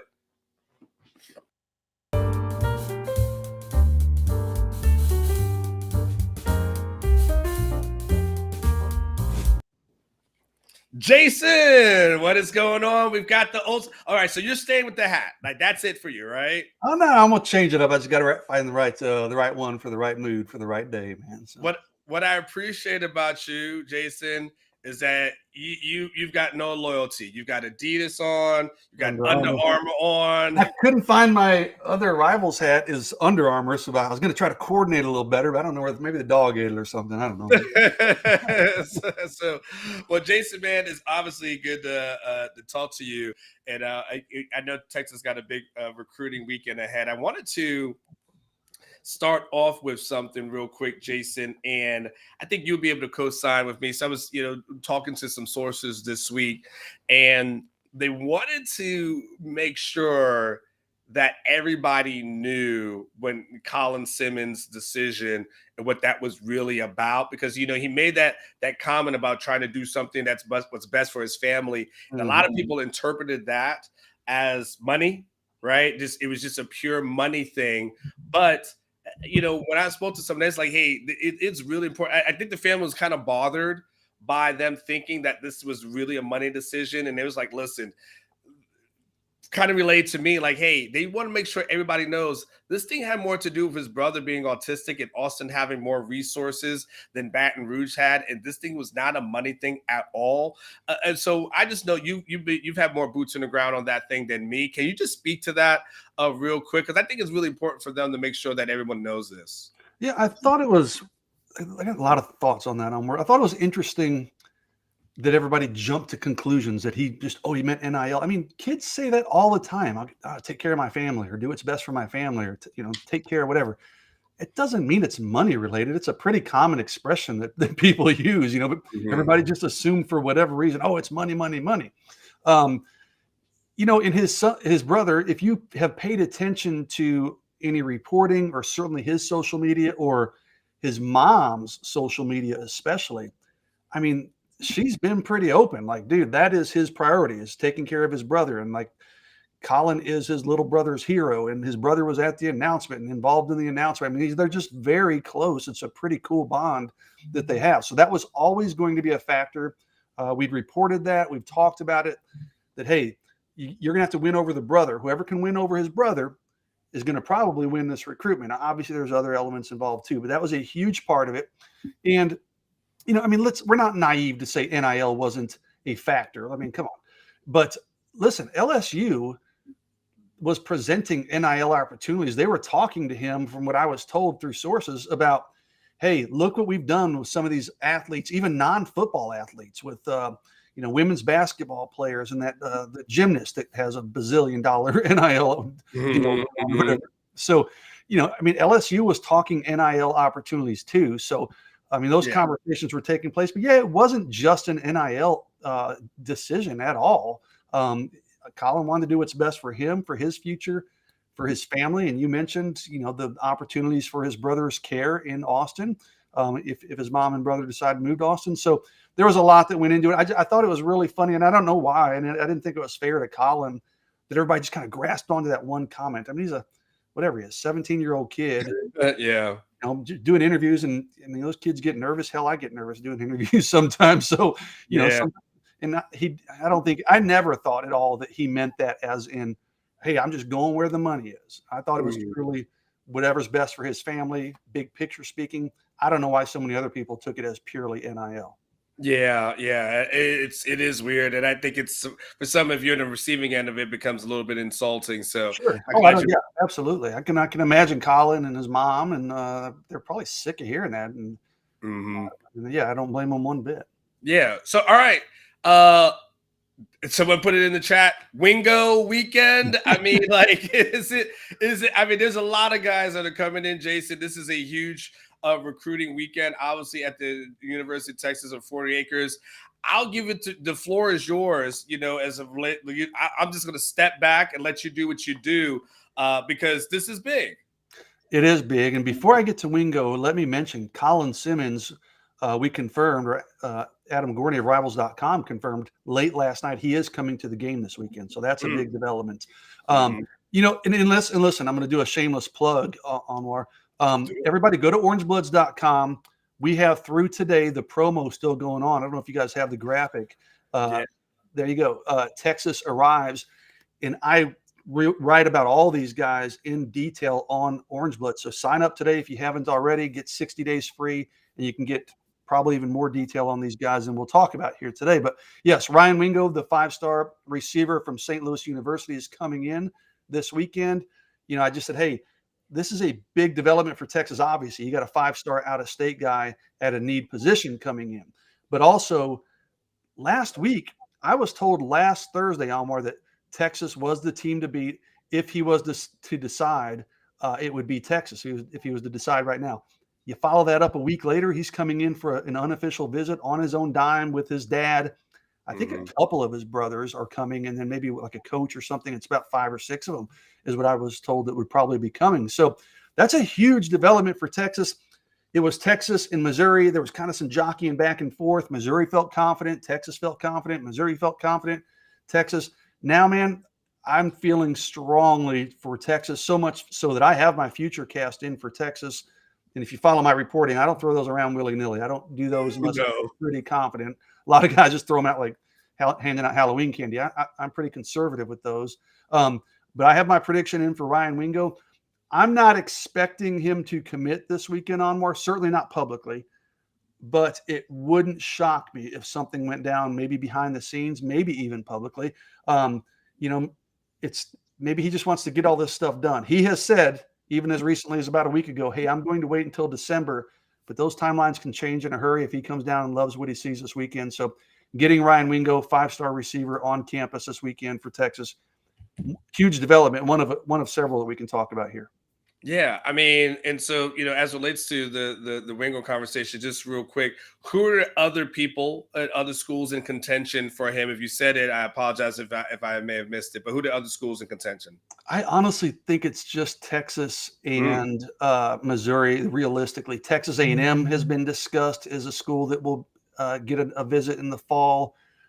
And there was another one, Anwar, and gosh, it's terrible. I should know. I want to. Was it maybe Penn State? It was something kind of off the beaten path. But for all intents and purposes, I'd be shocked if it wasn't either Texas or Missouri. He may take a couple courtesy visits. I think Miami's been mentioned here and there. He's mentioned about 10 schools over the course of his recruitment that he's really interested in. But honestly, I don't think it'll come down to more than 2 schools.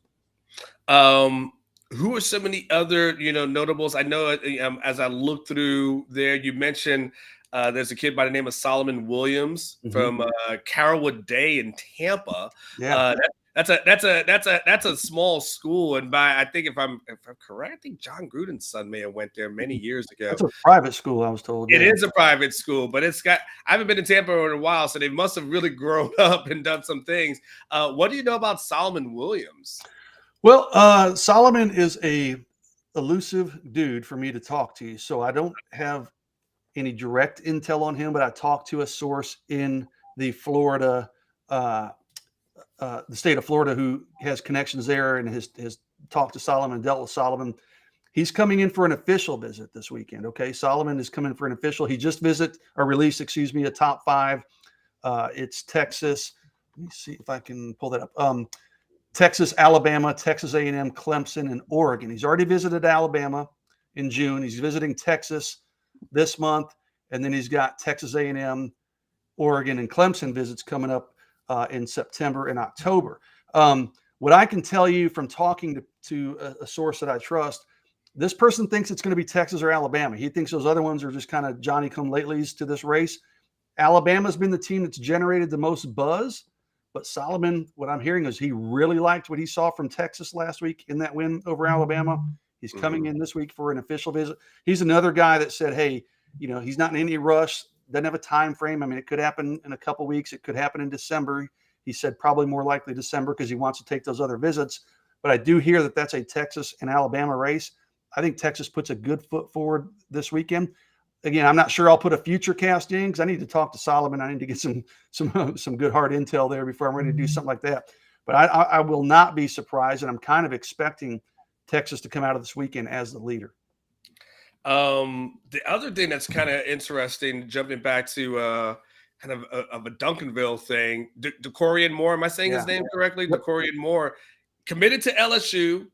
Receiver, I guess at some point, is he a 5-star yet, or will he be? He's a 5-star, yeah. 5-star. So LSU's coming off of a kind of a bad butt kicking at the hands of by Florida State.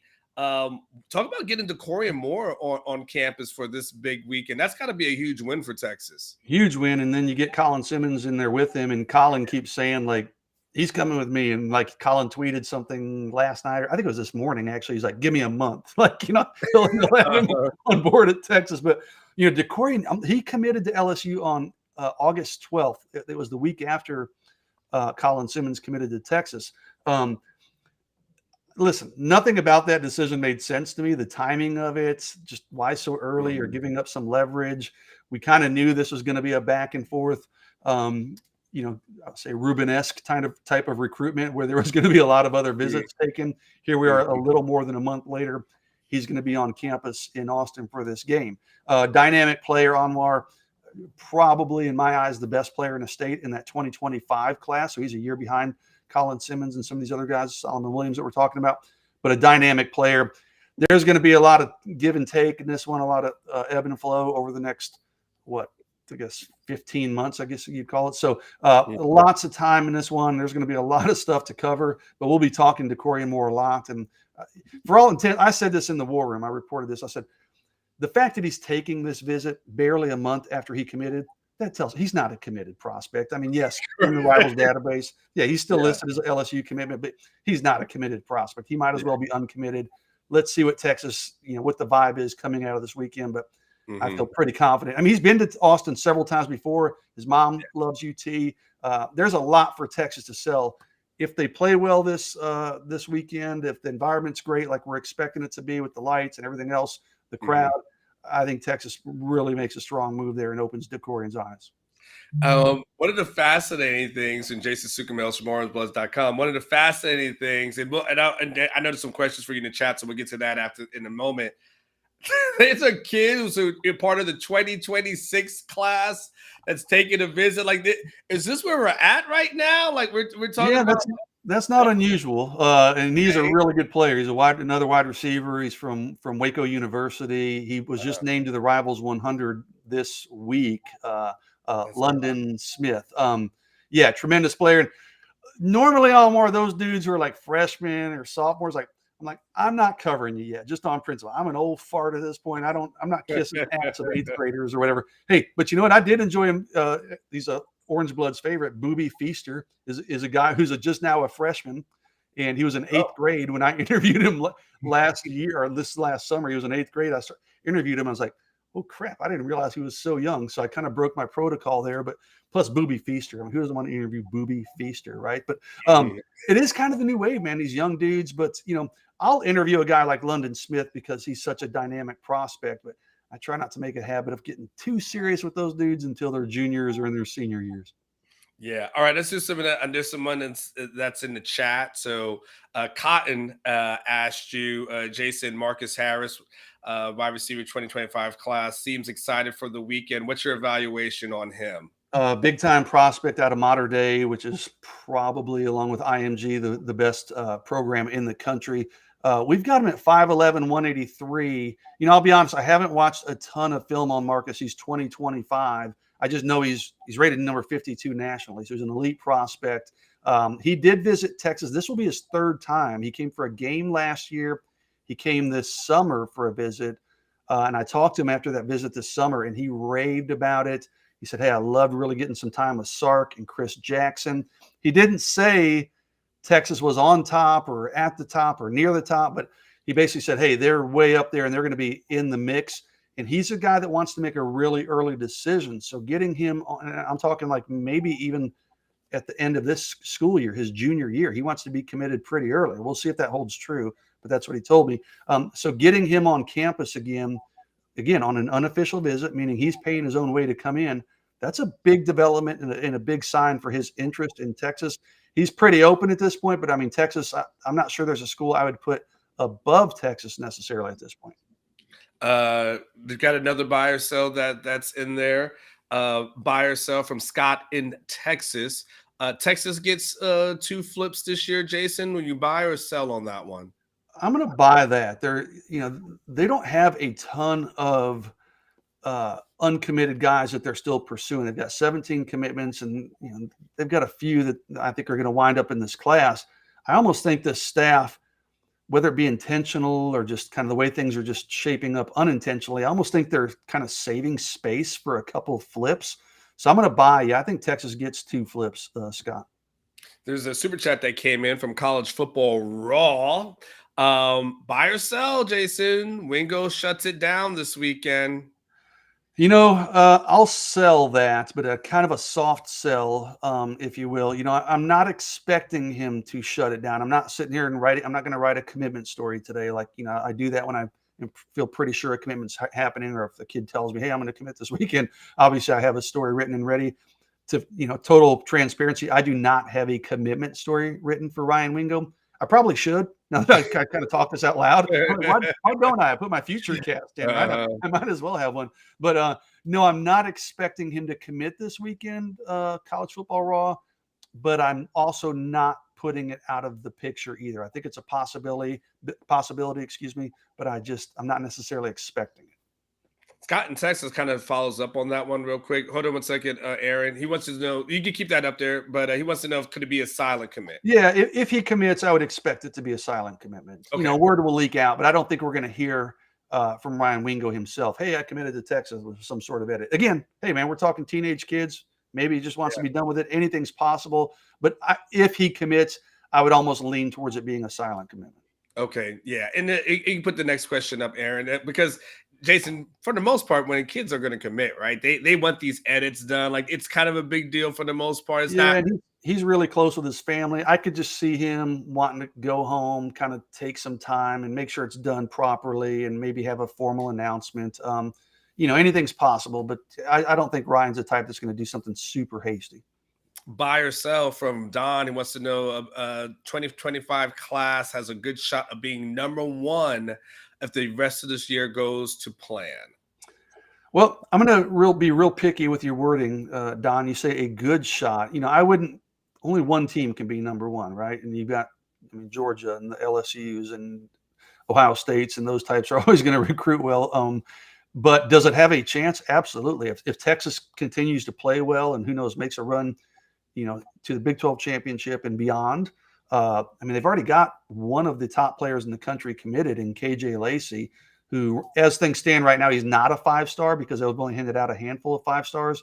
But if he maintains his current ranking, he will be a 5-star quarterback in that cycle. So, yeah, I think Texas has a very legitimate shot at a number 1 class if things go, as he said, the way as planned for the rest of the year. Yeah, because I mean, Jason, that's the thing we've been talking about, right? If Texas gets the wins, like then a lot of this other stuff will follow. And I mean, Texas already got the win against Alabama. Wait, did you just use the words that I use for years and you always make fun of me? Hey, win and recruiting will take care of itself. Anwar has goofed on me for years for saying that, and he just said it now. So I'm using your words for you more so than myself. But I mean, if they got the win against Alabama, so I mean, you look at the landscape. You look at especially the programs that they recruit against. I mean, Georgia is Georgia, and they're kind of next level as far as that's concerned. But LSU has looked a little bit, mortal. Alabama's obviously looking a little bit mortal. A&M's not, setting the world on fire. Oklahoma's playing okay this year, but they're coming off a subpar year last year. So Texas, I wrote about that in my column on Tuesday. I said Texas is surging, and it's 1 week, right? Things can change in a hurry if Texas doesn't take care of business. But Texas is shooting up, skyrocketing when these other programs are kind of just meddling or maybe even sinking a little bit. So it's perfect timing for Texas to just take hold of kind of this region and those regional schools that they recruit against. Yeah, Texas definitely got a nice foothold with that Alabama one. All right, let's do a couple more buy or sell. People, they got some recruiting questions for you, Jason. JD wants to know Brandon Baker official visit, ? He's already taken his Texas official visit. He's visiting Nebraska this weekend, and then he's set to decide on the 24th. I should know that. That is next Sunday. He'll decide on September 24th. So Nebraska official visit this weekend. I've got my future cast in for Texas. We felt good on Orangebloods about Texas's chances with Brandon Baker. He's another modern day guy, by the way, a Cali kid, offensive lineman. We felt good about Texas's chances for the better part of the last couple months. Oregon's still in play. Ohio State's still in play. But right now, I'm predicting Texas to win out next Sunday, despite the Nebraska visit this weekend. Boy, Jason got the knowledge here. Mike Torres wants to know how many flips can you foresee, Jason? And he goes, and I'm looking at you, Dominic McKinley. To me, it all depends on how much pressure these coaches want to put on which guys. I mean, I think there are a couple guys on A&M's commitment list, McKinley being one, if Texas wants to pressure him, that they could flip him. You look around at LSU and possibly Oklahoma. I mean, there are flippable guys. And then inevitably, you'll probably see at least one, maybe one where a guy just kind of maybe he's committed to an Oklahoma State or an Iowa State or an SMU like Savion Red was, and then he has a great senior season, and Texas is like, whoa, we could use that dude. Let's go try to get him. So, I could certainly see, I don't know that I have a firm number, but I think someone asked earlier about an over and under on 2. Would I pick buy or sell? Would I predict 2? I think there'll be at least 2 flips over the course of this cycle. All right. College Football Raw comes back again. He goes buy or sell. Does A&M buy out Jimbo in the next 3 years? Man, you know what? That's a question for someone like Billy Lucci or something. But I was talking to a A&M recruiting reporter this week, and I don't even remember the context of. Oh, yeah, I do. We were talking about flips. We were talking about commitment flips, possibly if Texas might be able to poach some of their guys. And he said to me, he goes, man, dude, anything's possible. If Jimbo doesn't get this thing turned around, who knows if he's even back next year. Then it's free season or open season for all these guys. So, I don't know the answer to that, College Football Raw, but I think it's certainly something that's being discussed in those college station circles. Yeah, I mean, I think for me, Jason, if that becomes the thing you look at when Texas goes into the SEC next year, and they have more success than A&M does, and they beat A&M, in College Station. That's when I think Jimbo Fisher's a dead man walking at that point. Like that, that to me would be the thing that pushes them over the edge. I think he makes it through this year, unless they just completely tank. But you're right. If Texas goes in year 1 and beats and is more successful, and that includes a win in College Station, don't you almost have to cut him loose at that point because you're probably not catching up at that point. Yeah. All right. So I think we're caught up on all the questions for the moment. So a couple of more, just the momentum thing, right? What do you think Texas has to do this year in order to really get that ball rolling? Does it have to be a Big 12 championship appearance? Does it have to be a win in Big 12 championship? Like, in order to capitalize on where other people are at and kind of like them falling down a few notches, what needs to be the outcome for you? Well, you know what? 3 weeks ago, I said a Big 12 championship appearance, but now they've kind of reset expectations with that Alabama win, right? Mm-hmm. Now it feels like if they don't win the Big 12 championship, that's going to be a letdown in most people's eyes. And recruits are going to be like, oh, Texas still can't get a championship. I mean, to me, I think they have to win the Big 12 championship. Anything less than that feels like a bit of a disappointment. And I mean, they're still going to recruit well, but if they want to really build this recruiting momentum, yeah, I think they've got to win, make it to the Big 12 championship, beat whoever is there, their opponent, Oklahoma, Kansas State, Kansas, whoever it winds up being. But I think you're almost a victim of your own success a little bit. But I mean, yes, the expectations, there was a new bar set after beating Alabama in Tuscaloosa. So I think they've got to at least win the Big 12 championship. What's been your impression of Quinn in what you've seen? It's only been 2 games. Seems to be different than what we saw last season, but your thoughts on him?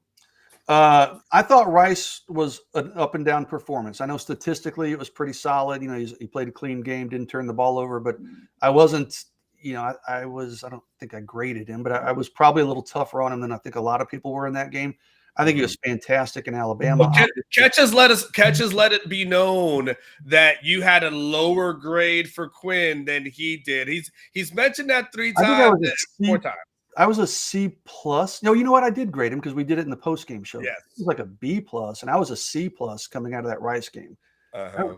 B plus to me that's almost an A, and that was not an A performance for me. But last week against Alabama, that was an A performance easily. And I talked about this on a radio show this week. Like what stood out about Quinn? I was like, well, the statistics obviously, and the fact that he hit some deep balls, that stood out because we've been waiting to see that, but. Just seeing him, and look, man, I'm watching on my television here at home. You were at the game on where you might have a better feel, and even the commentators, Herb Street and those guys, and made mention of it. He just was so calm and just such in control. And I just think there's such a calm confidence in Quinn Ewers this year. We know he's talented, right?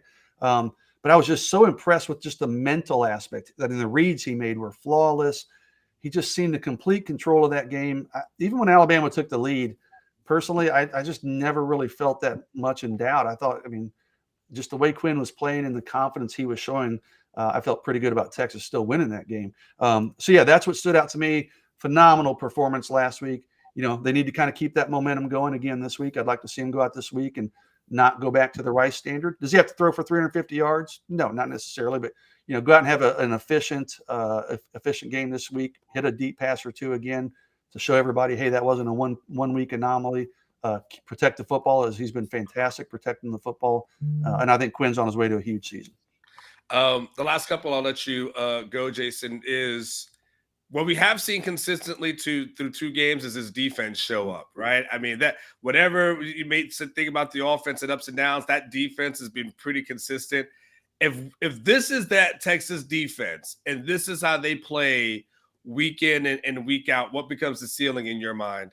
If this defense plays the way we've seen it the first 2 weeks, this team's going undefeated and going to the college football playoff. I think this defense has been that good. I've been shocked personally a little bit. I don't mind eating crow a little bit. We were hearing in the fall camp, Anwar, at scrimmages and practices, oh, the defense did this and they had a pick 6 and they were dominating the line of scrimmage. I'm like, all right, let's back it up a little bit. Let's see what they look like come game time. 2 games in, man, they're creating havoc. And that front 7, I couldn't be more impressed with that defensive line. Those guys, Tavondre Sweat's always been a pretty good player. Byron Murphy's always been a pretty good player. Those guys have taken up a notch. Obviously, Alfred Collins and Vernon Broughton. And the linebacker play has been good. The secondary is talented and deep. I don't want to say the defense is carrying this team because the offense has been really good in that Alabama game, but I think this defense is good enough to carry it. If the offense struggles or, God forbid, if something happens to Quinn for a week or two, I think this team's still good enough to win because that defense is playing so well. So I'm pleasantly surprised by the defense. And if they continue to play, like you said, the way they have the first 2 weeks, I don't see this team losing a regular season game at all. All right, so Jason, what will you have for us on Sunday? Will you have some updates for us for those who are not on Orangebloods and we won't have video on Sunday? So what can they expect from us if they sign up and use a promo now? Yeah, like I said, I'll be working the phones trying to get updates. As I go down the list, there's five or six Texas commitments that will be there, including DeAndre Robinson, the defensive tackle out of Orlando. Obviously, Ringo, Decoria Moore, we talked about. Marcus Harris. There's a couple other Rivals 100 guys that are going to be there. Andrew Marsh and Taz Williams are two terrific receivers in the 2025 class. Michael Fesusi is an offensive lineman, one of the best in the country. He was probable to come, but I'm still waiting to see for sure if he comes. So Kobe Sellers is an elite defensive back. Long story short, what you'll be finding on where I'll be working the phones all day on Sunday trying to get updates from these guys, just talk about their experience. Hey, what did this do for Texas? Did it elevate Texas in your eyes? What's the next step in this process for you? So we'll have, hopefully, if I knock on wood, but if I have some luck working the phones, we'll have plenty of updates on these guys that are in town. You want to help me tag team this real quick? This last super chat that's come in. Well, I hope it's not the last, but I got another hour. You guys feel free. Zoe asked, hey, with the defense playing at this level, assuming it continues, knock on wood, for you, Zoe, what are the chances we can keep Pete K next season? That's a good question. Yeah, it is. I haven't thought about it. I don't see Kwiatkowski going anywhere. I think he's pretty happy here. He knows he's got a good thing going. I mean, they're building a championship caliber program. He's a huge part of it. He's making good money. He'll probably even get a raise. I don't know when his contract situation is, but I think Texas will do whatever's necessary to keep him in Austin. I don't think he leaves.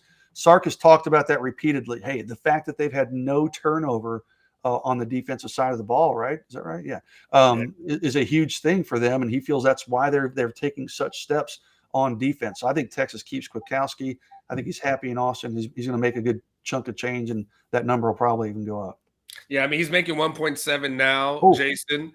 And he's not going anywhere. Yeah, he signed a 1-year contract extension to 2025. So that 1.7 is enough to, it's going to eliminate all the smaller schools that would try to poach you to say, hey, you become a head coach. They won't be able, they'd have to go to that 2 to 3 mil to make it really worth his while. And if you're Pete K, your defense is going good. Like, you hang on and you just go to the best situation, and you don't 1.7 is enough where you just don't take any job. And not all coordinators want to be head coaches. I've never talked to PK, so I don't, but he doesn't strike me necessarily as the type that's like auditioning for head coaching jobs. I think he's probably pretty content being a badass defensive coordinator. He just seems like he has that mindset. Dude, if you can make 1.7 and keep getting incremental raises for the next 15, 20 years, it's not a bad living when you look back. You're like, I think I stacked 30 mil over the last few years. You think it's too late for us, Anwar? I think it's too late for us. we're stuck. You and I will be here until we turn the lights out at Orangebloods, man. That's will be you. We'll clean up and we'll bring the table chairs and everything else in. Jason Suchomel, Orangebloods.com. You can read all his fine work there. He's been doing it for 20 plus years, Jason, which is crazy. 21, I believe. 22. Hell, I can't even keep up anymore. 22. Yeah, 22. What do you got? Besides that, what do you got planned for tonight, though? What you got? You and the wife going out? No plans, Anwar. And it's you know what? I take that back. I almost said goofy daughter, but she's working, and it's one of my daughters. My daughter who does not have her driver's license. She works till 10:30, so I'll be picking her up from work at 10:30. That'll be my Friday night. Yay me. but there is she works at a little Jeremiah's Italian Ice here in Cedar Park, and right across the street is BJ's Brew House. I might sit in there and have a beer or two while she's finishing up work, and then I'll pick her up. So, yeah. All right. Well, hey, Cedar Park police is ruthless, so don't say that. Oh no. Yeah, 1 or 2 beers max. Just say one. Just say one. we had someone. Never mind. I won't bring up the past. I'm gonna leave old stuff. Let it be. Jason, take care. Take care. Go ahead and make sure no one's blasting this weekend. So I'll see you on Slack. All right. Jason over here revealing himself. You're like, yeah, man. So I'm gonna be at this one spot having a couple of drinks, and I'm gonna get in my car and then start driving. Jason, shut up! You talk too much, homeboy. You never shut up. Like, don't tell all that, Jason. Cedar Park police, these guys, they are ruthless out there, man. They got nothing else to do. So 10:30 at night, but pop you, man. Hey, Jason, be careful. Just for that, Jason, don't do it. All right, let's do this. Let's go do a little break. Let's do a quick little pause for the calls. When we come back, I will handle some social media standouts. We still got some buy or sell questions that's in there. At 10:20, El Presidente will grace us with his presence, and we'll go through his picks from last week, see what kind of picks he has for us this week. I don't know how to go. Well, first, I was going to bet against him, but they did kind of good. So now this week will be kind of determining factor if we're going with him or against him. We gotta make some money this year. So I'll be right back. You guys don't go anywhere.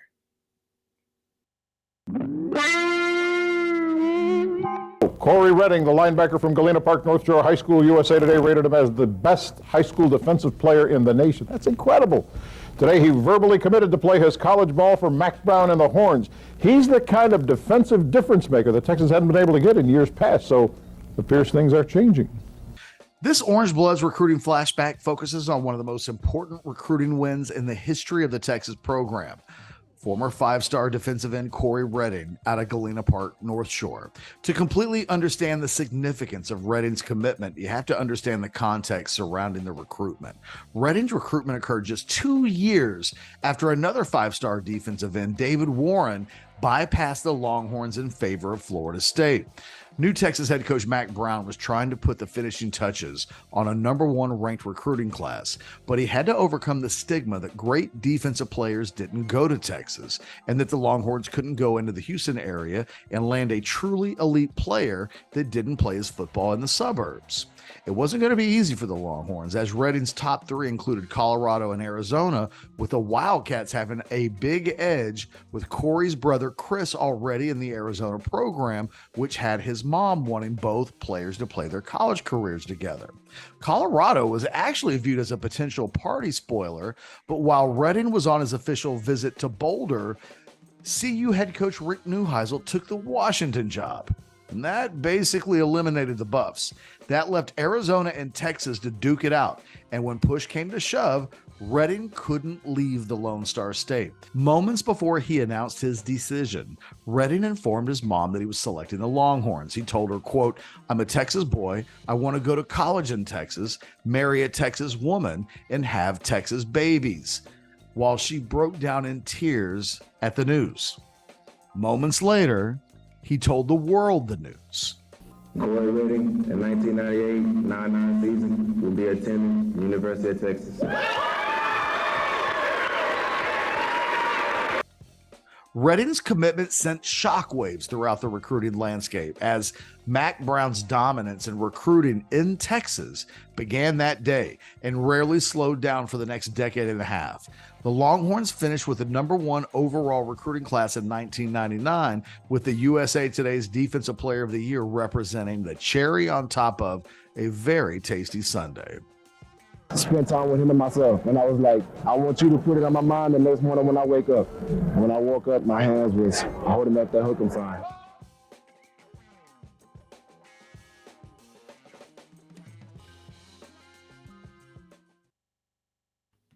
Welcome back, Chris. I appreciate you, man. I'm glad you love the show, man. I appreciate your support. So thank you so much for watching. It means a lot to me. Thank you for nearly 300 y'all that are watching right now live. I appreciate that. Please hit that like button. Show us some love. Poor Jason. Let me tell you something, man. I live out in Cedar Park.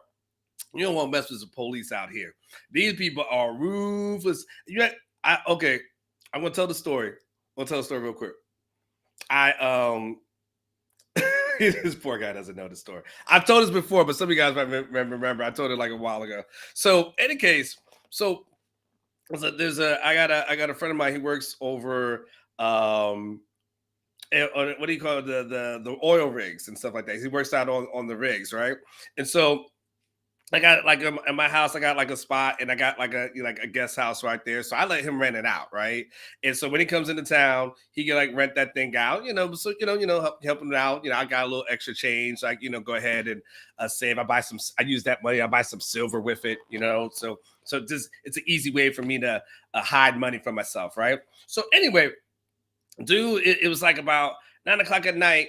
And so he was getting ready, he ran out of Tito's. He asked me if I could have some. So I bring it out to him.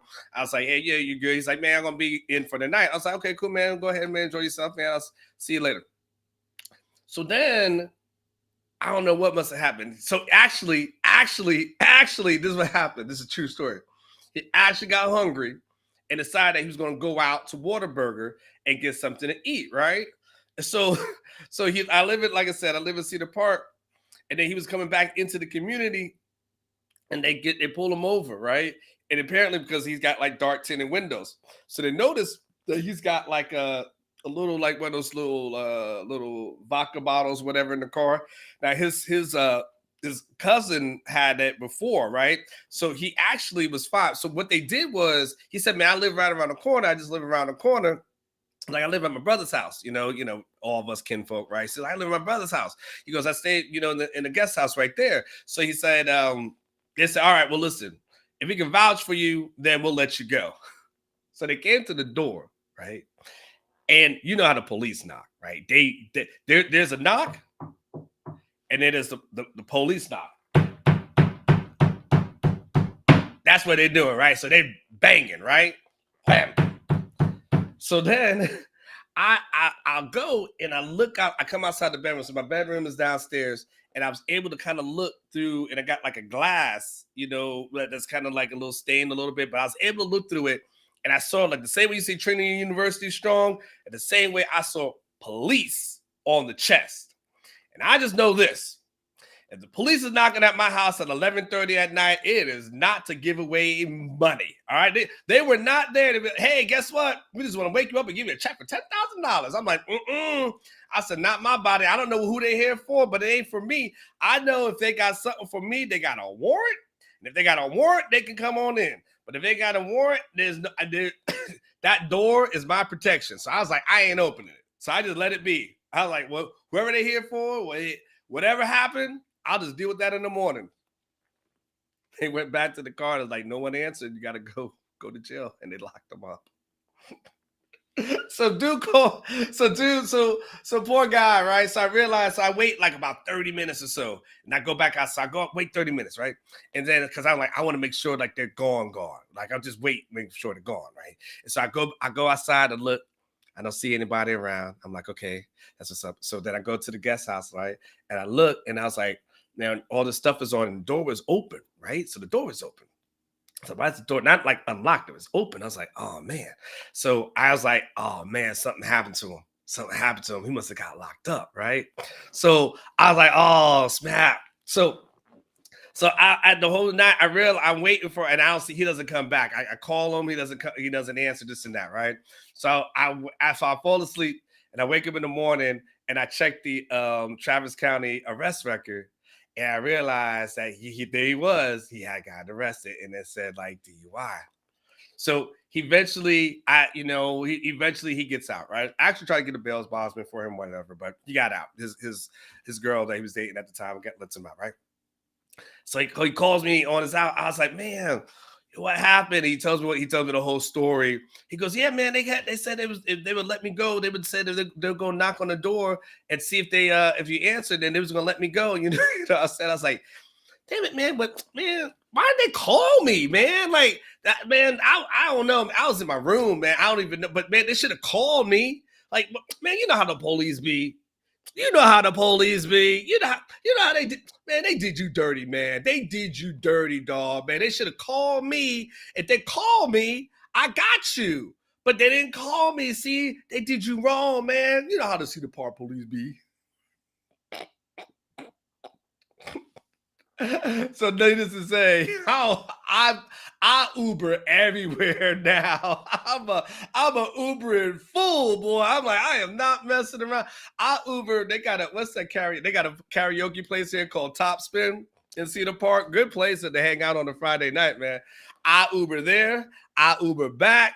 I'll Uber, man. I'll Uber to McDonald's. I don't mess around with these Cedar Park police. They are so ruthless out here. So when Jason said he's gonna have a couple of drinks, name the spot, and then so I'm like, oh man, don't do it to yourself. Don't do it to yourself. But yeah, I'm going to let you know like this: we all family. But if police knock on my door, I'm not answering. I'm not answering. Just it ain't happening. I've been through some things in life. I ain't going to get into all of it right now. I've been through some things, and I know my rights. And I know if you don't have a warrant, then we don't have no need to discuss anything. All right, let's do. I want to take it one for 10 because my thing is this: I'm like, if I open the door, I don't know what's going on, and I don't know what I'm walking into. But I know as long as I'm in here and you don't have a warrant, you can't touch Unc. I'm staying, chilling. Hey, he had it. Hey, so he's okay. He'll be all right. He's all right. He got, he's working on his little legal thing right now. He's working on his little thing. But yeah, he did. And it was some BS too. We're gonna do social media standouts, but last second, they said he had his tint was too dark, and that's the reason why they pulled him over. So anyway, let's do some social media standouts. And avoid the police this weekend. Avoid it. Stay out of trouble. It's just a money hustle. All they want to do is lock you up and take all your money. They don't care about anything else. Got to pay a bail bondsman to get out. You got to pay court costs. You got to pay an attorney, like all that kind of stuff. Pay for all this stuff. It's just a money hustle is all it is. Nick Saban talks retirement rumors on the Pat McAfee show, Brandon Zimmerman says, because I love what I'm doing. I always said I don't want to bring the program down. I don't want to do this if I can't anymore. He says, I feel great. I love it. We got lots of challenges this season. I'm looking forward to it. So here, life, I always guys tell you, sometimes in life, it's not what people say, it's what they don't say. Here's what he said. He goes, we got lots of challenges this season, right? What he didn't say is this season and beyond. He didn't say this, we got lots of challenges this season and so on and so forth. Like, he's like, I love what I'm doing. I always say I don't want to bring the program down. So this is the maintenance. Like, I know where my out is. I don't want to do this if I can't anymore, but he says, I feel great. We've got lots of challenges this season. I'm looking forward to it. That didn't sound like a long-term commitment to me. That sounded really just about the moment. That sounded really about the day. It sounded about I'm this year. That sounded a lot like year to year. That didn't sound, I hear I'm committed to this program to the next 5 years, the next 10. You're like, I'm here to stay. I just heard this year.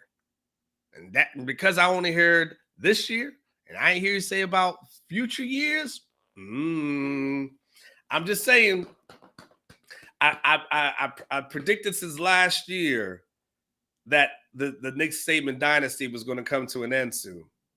I predicted it last year, and I said it all off season long. I said for the last second, I just got gunshot. Me and SEC Mike got a little gun shy. We're like, he said, man, every time I predict against Bama, something bad happens. I'm like, every time I think Texas is going to make a breakthrough, something bad happens. So we both had the last moment like, I'm going to get off this ride. But all the other months, I think was right. And I think the end is coming near. I'm just going to be honest with you. I think the end is coming near. And by the way, Rhett Moore, he's still in the guest house. He's here. I just saw him just a few minutes ago. I think he's rolling out this weekend. And but he came back. He came back. He's all good. It's all love. Wasn't there going to tell him the full story though. It's all love. All right, let's do some more. Let's do some more social media standouts. Okay, y'all help me with this one. I'm trying. I'm trying. I mean, I haven't been to church in a while. But I did go. I went to Summit Worship over in Austin, off of Anderson Mill. Really good church. But the pastor is also, he went to OU and there was a quarterback there. So it's kind of sometimes hard to hear his message. Because I was like, yeah, there's got to be somebody else who can give me the word from the Lord, not you. All right, Arch Manning.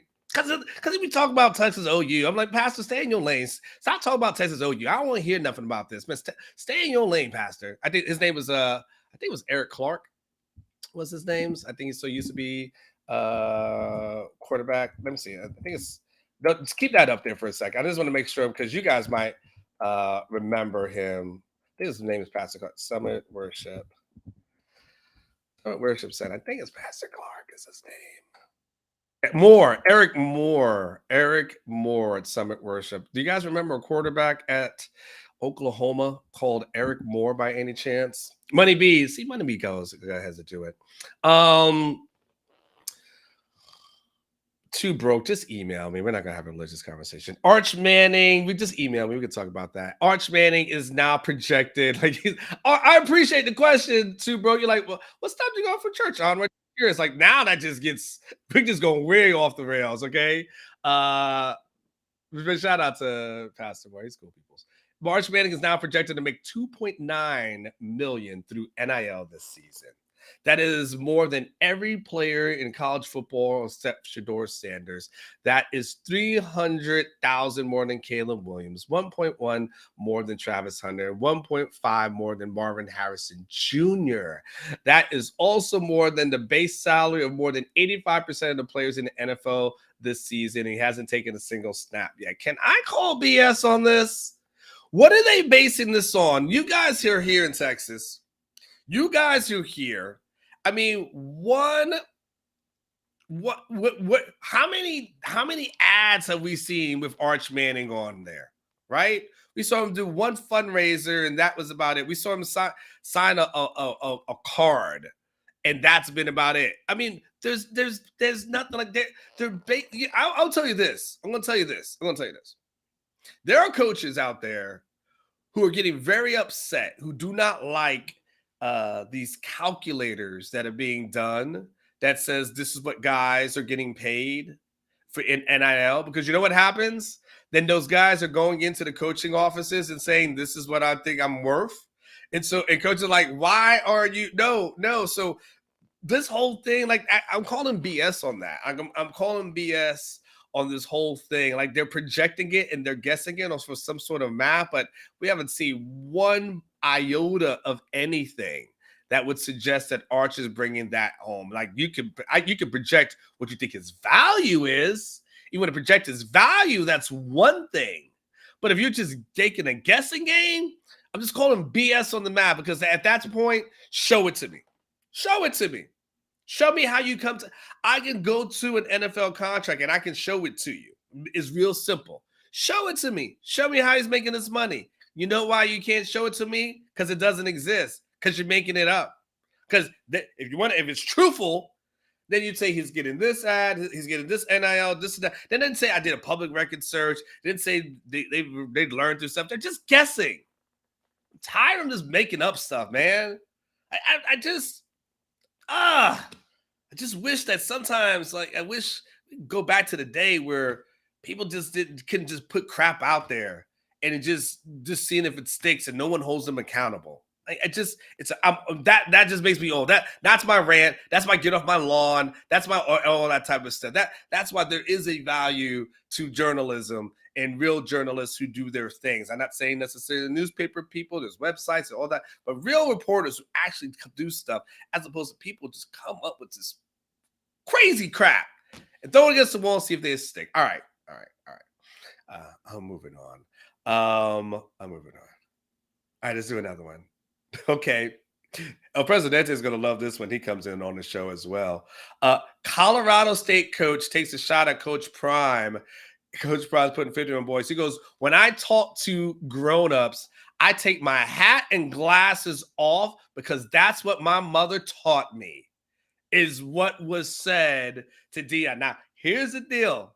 I went and saw the video. You guys go check it out if you can. But Dion kind of addressed this with these guys yesterday.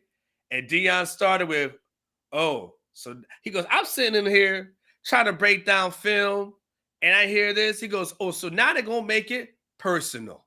And so Dion, you know how Dion likes to do the chant? And so he's talking this and this and that. He goes, and now they're going to make it personal. See what they're going to do this, and now this, and now what they're going to try to make to do this, guys? Personal. And so that's what was happening yesterday. I was like, oh, boy.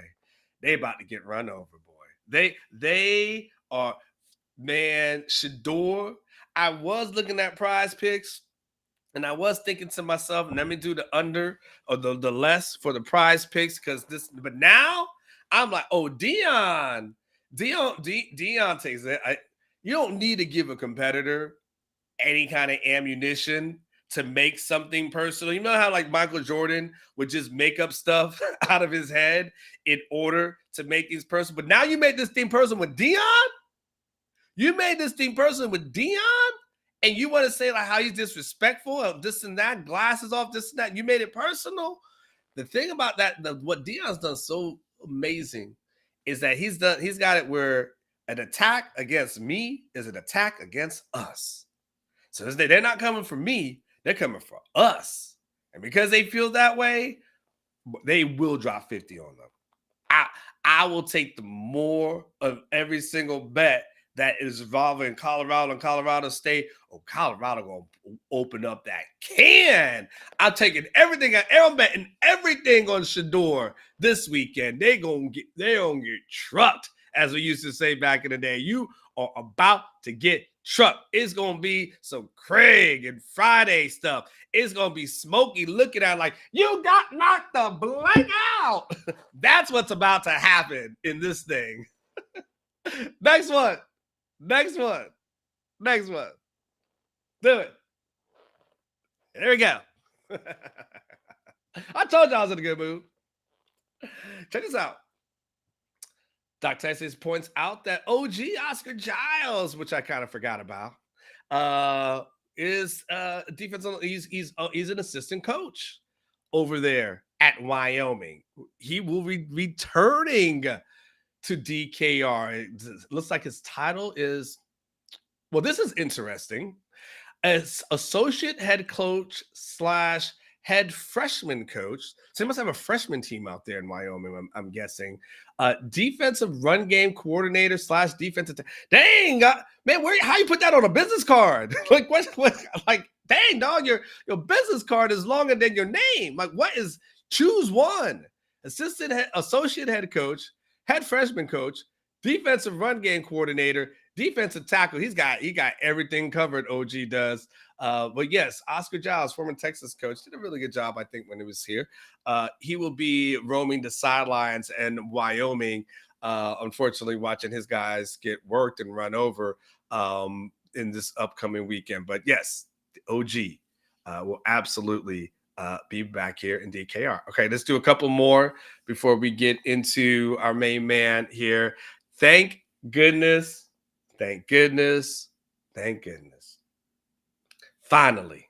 Because so the thing is, the NBA, Adam Silver understands. Like, look, man, we got this TV deal. We are not. We can't have these guys messing with the money. And these players are messing with the money. And and sometimes, you know, the thing is that in the NBAs, it's usually more player-led than it is in the NFL. Like Roger Goodell, we know about Goodell. He ain't playing. He don't play any games. Adam Silver's a little bit more lenient. But Adam also understands these guys are messing with the money. So here, this is what gets reported. NBA governors has voted to approve a new rule strengthening the resting policy rules and punishment for star players that include national TV games, in-season tournament games, and sitting out multiple all-stars together in regular season games. In other words, your ass got to play. Isn't it crazy, by the way? I'm going to keep that up there for a second, Aaron. Like, isn't it crazy that these rules have to be in place? Could you imagine having to put a rule like this in place to get MJ to play? Could you imagine that you would have to put a rule in place to get Kobe to play? Could you imagine this? But in today's NBA, and this is not a LeBron knock or anything to that effect, LeBron's old. I understand why he's doing it. But some of these other guys who I'm just load managing. I'm like, who are you to load manage? This is some BS. So under the new rules, teams will be fined $100,000 for a first violation, $250,000 for a second violation, and $1 million more than the previous penalty for each additional violation. So here's the things. Teams must refrain from any long-term shutdowns or near shutdowns when a star player stops participating in games or plays in materially reduced roles and circumstances affecting the integrity of the game. In other words, you got to play. Stop messing with my money is what he's saying. You got to play. That means when we got a nationally televised game, you better play. When it's NBA on Christmas Day, you got to play because the TV contracts want that. The fans want it. Like, it's BS that we're not getting it. So 100%. And I think it's BS, unfortunately, that Silver has to make them do their job. Because you know what? At the end of the day, it is your job. They're just like, I don't want to do my job. I don't want to do my job. Not today. No, for that much money, no, you will go in. That's your job. It's so crazy. All right, speaking of jobs, let's see what our main man, El Presidente, has been able to do with his picks. Let's bring in my man, Eric Torres. Let's go to the Speak Easy Lounge. No, just do El Presidente picks. El Presidente picks. We got to get some music for you, but I'll give it to you. Dun, dun, dun, dun, dun, dun.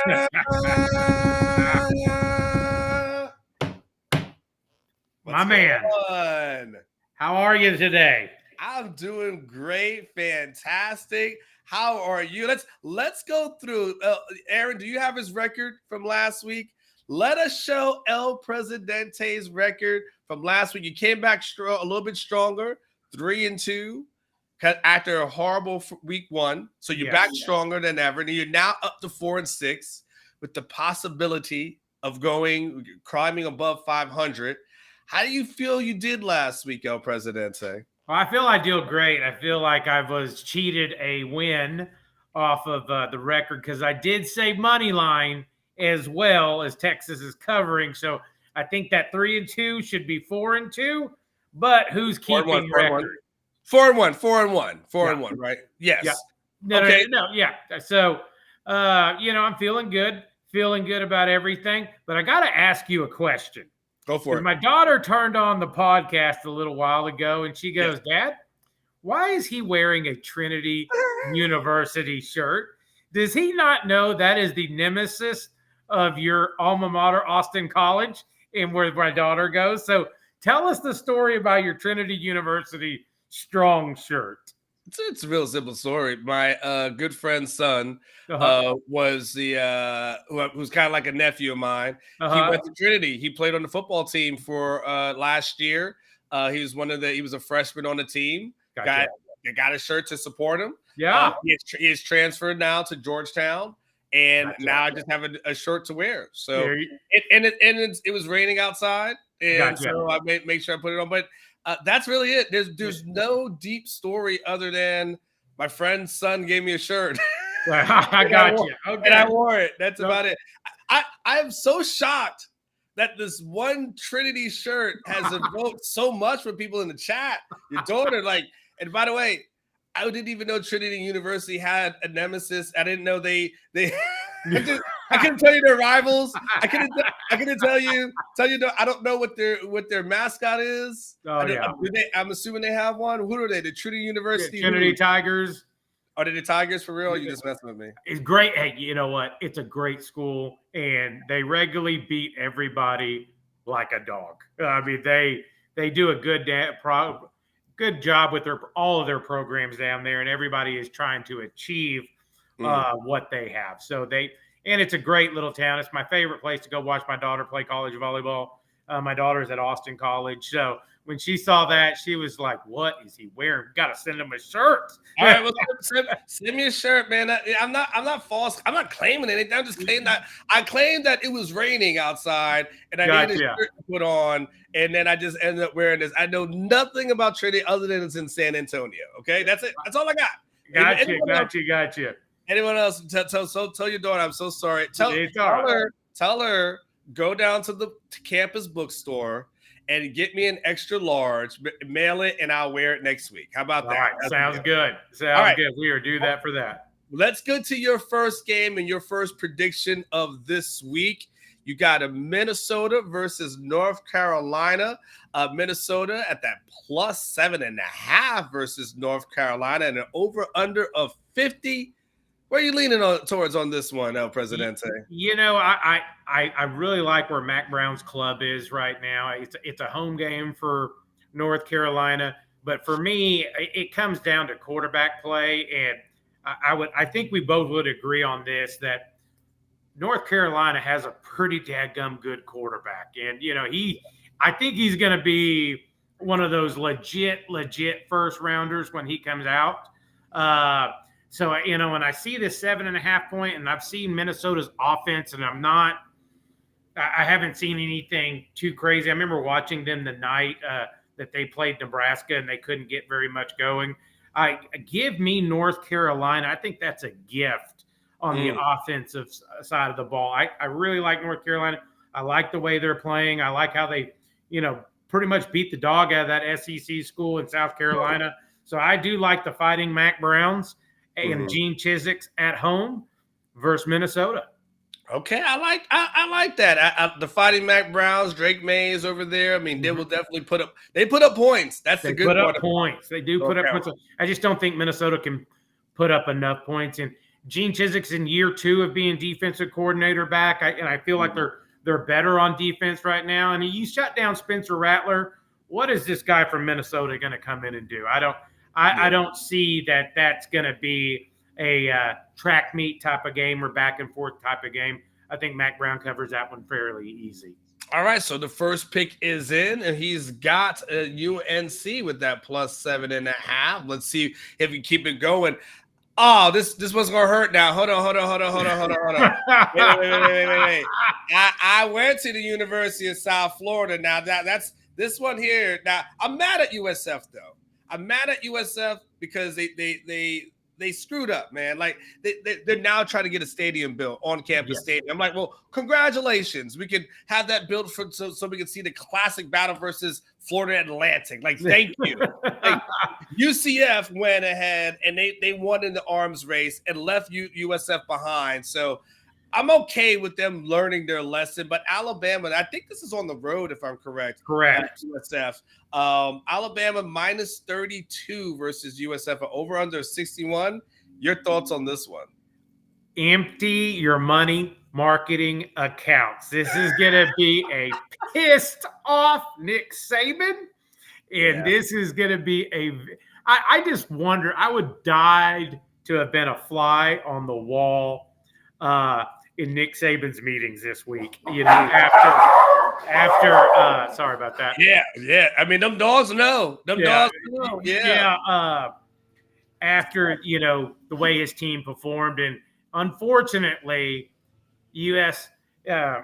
South Florida is about to feel the wrath of Nick Saban. And I feel like this is just going to be a huge bounce back game. And I was telling you when Texas was preparing for Alabama last week, I could not buy in stock on Tommy Rees as their offensive coordinator.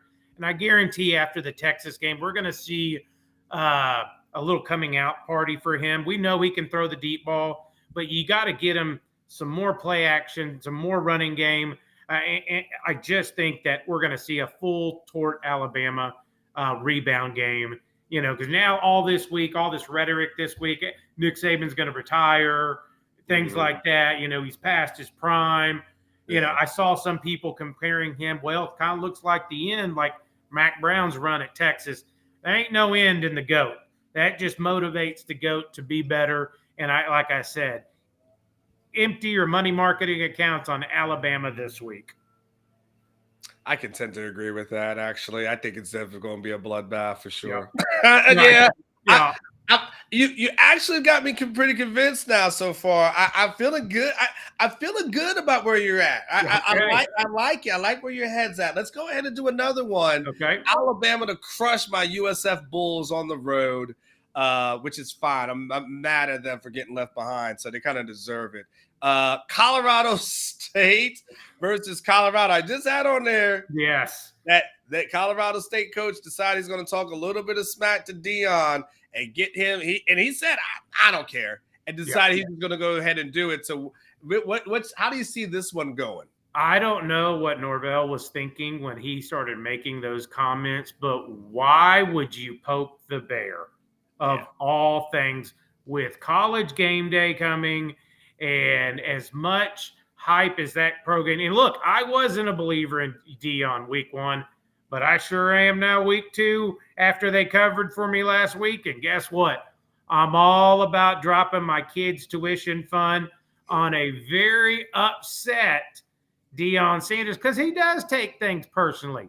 I mean, you went against his manhood, and you said, when you're starting to say his mama didn't raise him properly to take off his hat and sunglasses. So I think, and the way he has his kids wired in, and they're wired in. When you insult one, you insult all, and it's a neat thing to see that he has their back, but then they also has his back. So I see this as a complete bloodbath in Boulder, Colorado.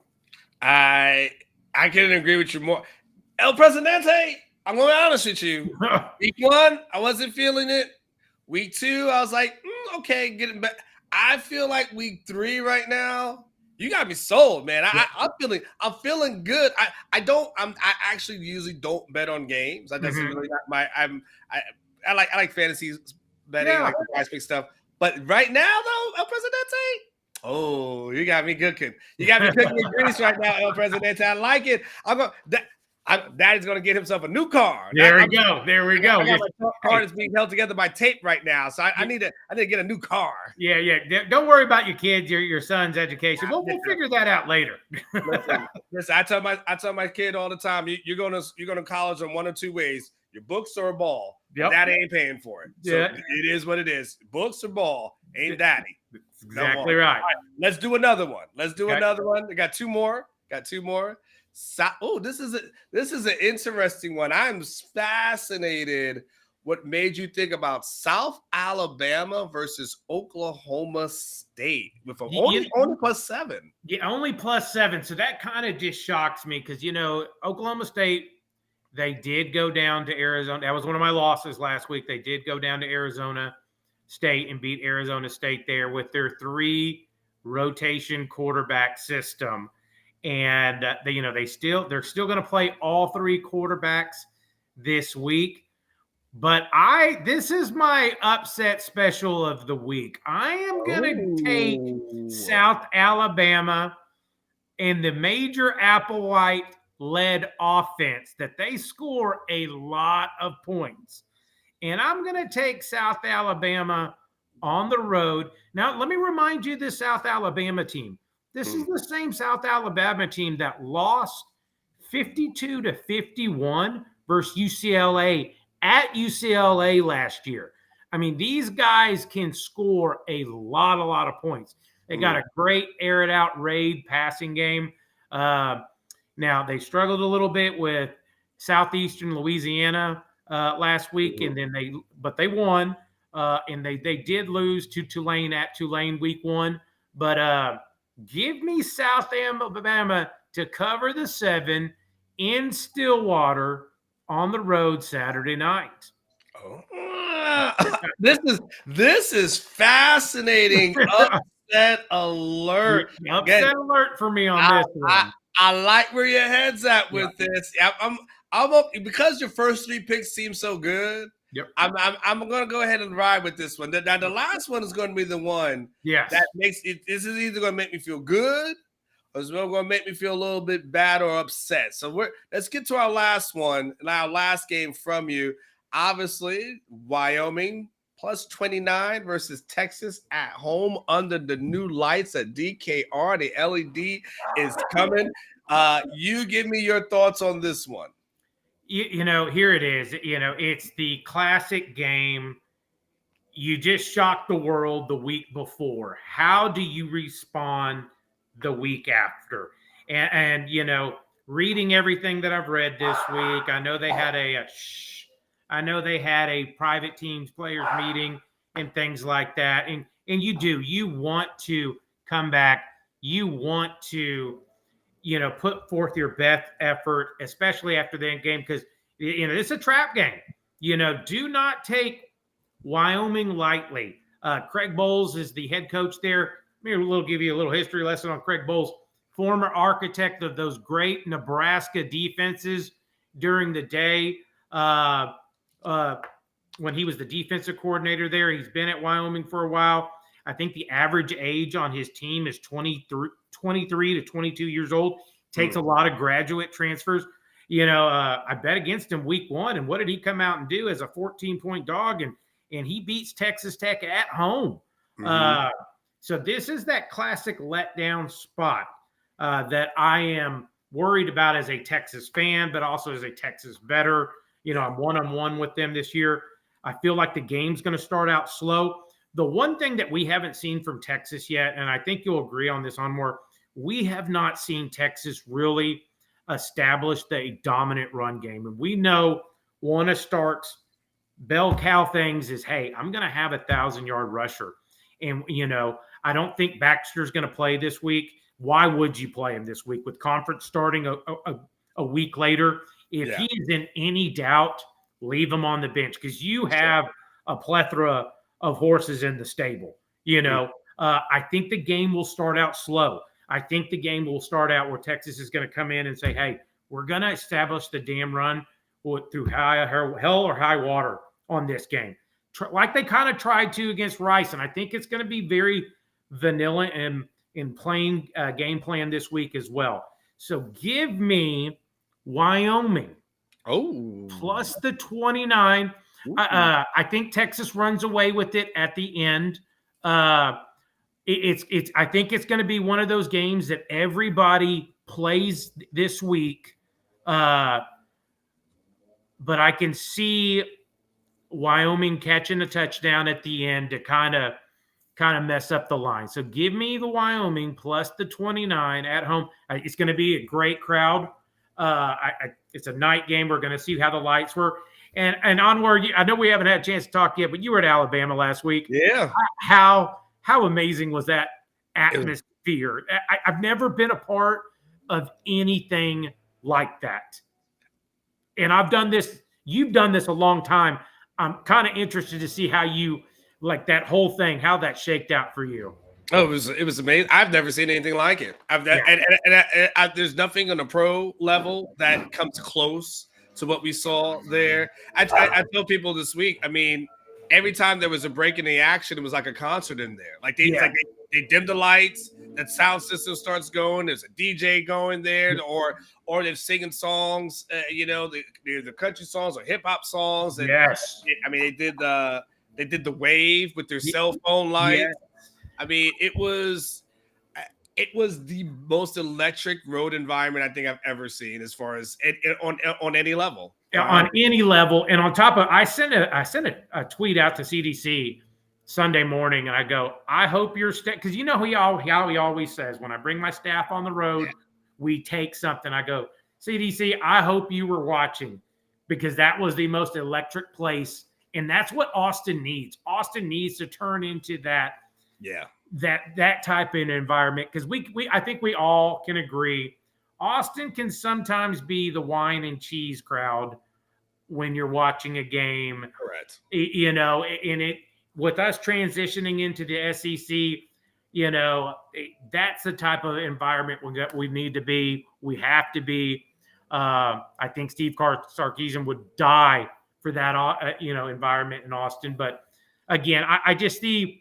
This is a game you want to, and I know it's like, wow, plus 29. I just feel like they're a veterans club over there on the Wyoming side. I do think Texas will win, but I think they'll score one late to cover. Hey, Texas's goal out of this, come out healthy. Come out healthy, be ready to play a pretty damn good Kansas team, which is coming to town with a pretty good electric quarterback. Come into town the following week. So just come out healthy, get your ground game going, Hey, run for 250 yards, throw for 300 in the air. Everybody play. You know what? Another little prediction. Let's see Arch Manning. Let's see Arch Manning for the first time Saturday night. But don't forget, so after this game, Texas goes to Baylor. They're going to be in Waco, then Kansas, and then Oklahoma, and then there's going to be the bye week. Be great if this game is a blowout enough where Arch can play. Yeah. But definitely Malik Murphy needs to get probably as many reps as well. So it should be fun. All right, El Presidente, good luck to you. Yep. Good luck to you in all your picks. I love the first three. If you're in the last two, I like the South Alabama as a sneaky one. I do think there's a huge possibility, though, that Texas curb stomps Wyoming when it's all said and done. But yeah, hey, I do too. I hope that happens. I really do, because I would like Sarkisian to walk up to those two wide receivers, 5-star wide receivers that are on campus this weekend and go, watch this, and have a bomb fest going. So, two big recruits in town this weekend, the LSU wide receiver commit, and then the 5-star that's coming in from Missouri. It would be a good night to have the air raid going, but I got a funny feeling. Stay healthy. Big win last week. There's always a tendency to have a letdown the following week, but you know what? A letdown, still winning by 20 plus points, isn't a letdown. It's getting healthy to get to Baylor the following week. All right, El Presidente, thank you so much, man. We shall see you soon. I'll see you next week. Hook 'em, guys. All right, El Presidente. Money B went ahead, put something in the super chat. He said, man, put a parlay in, but be selective with El Presidente's picks. I with you. I like, so we clear. I like the Alabama to curb stomp USF. I can definitely like that. Colorado is going to be ticked off. So I like everything Colorado related. I'll take his word on I like the UNC too, because they score a lot of points. The South Alabama one was a little bit of going into Oklahoma State. I'm like, but he knew more about South Alabama than me, so I'd have to do my research on that one. I think Texas is gonna stomp Wyoming though. I mean, that's the only thing. I just like, and then it's El Presidente did kind of trip up at the end though, because he did mention, and someone did point it out in the chat. Mike Torres did. You're not going to cover, but Arch plays. Can't have both. Can't have both. If you're going to cover, then Arch plays. If you're not going to cover, then you probably don't see Arch Manning. But nonetheless, hey, if he comes in and he's 5-0, he gets to strut like a peacock and he gets to talk his stuff. So El Presidente, love it. El Presidente picks. All right, let us go to a little break, and we'll come back. We'll put a little bit, I'll say ribbon and bow, but we'll go ahead and get this thing in the final chapter of this show. Don't go anywhere. Please hit like, by the way. Oh, y'all take care. I'll be right back.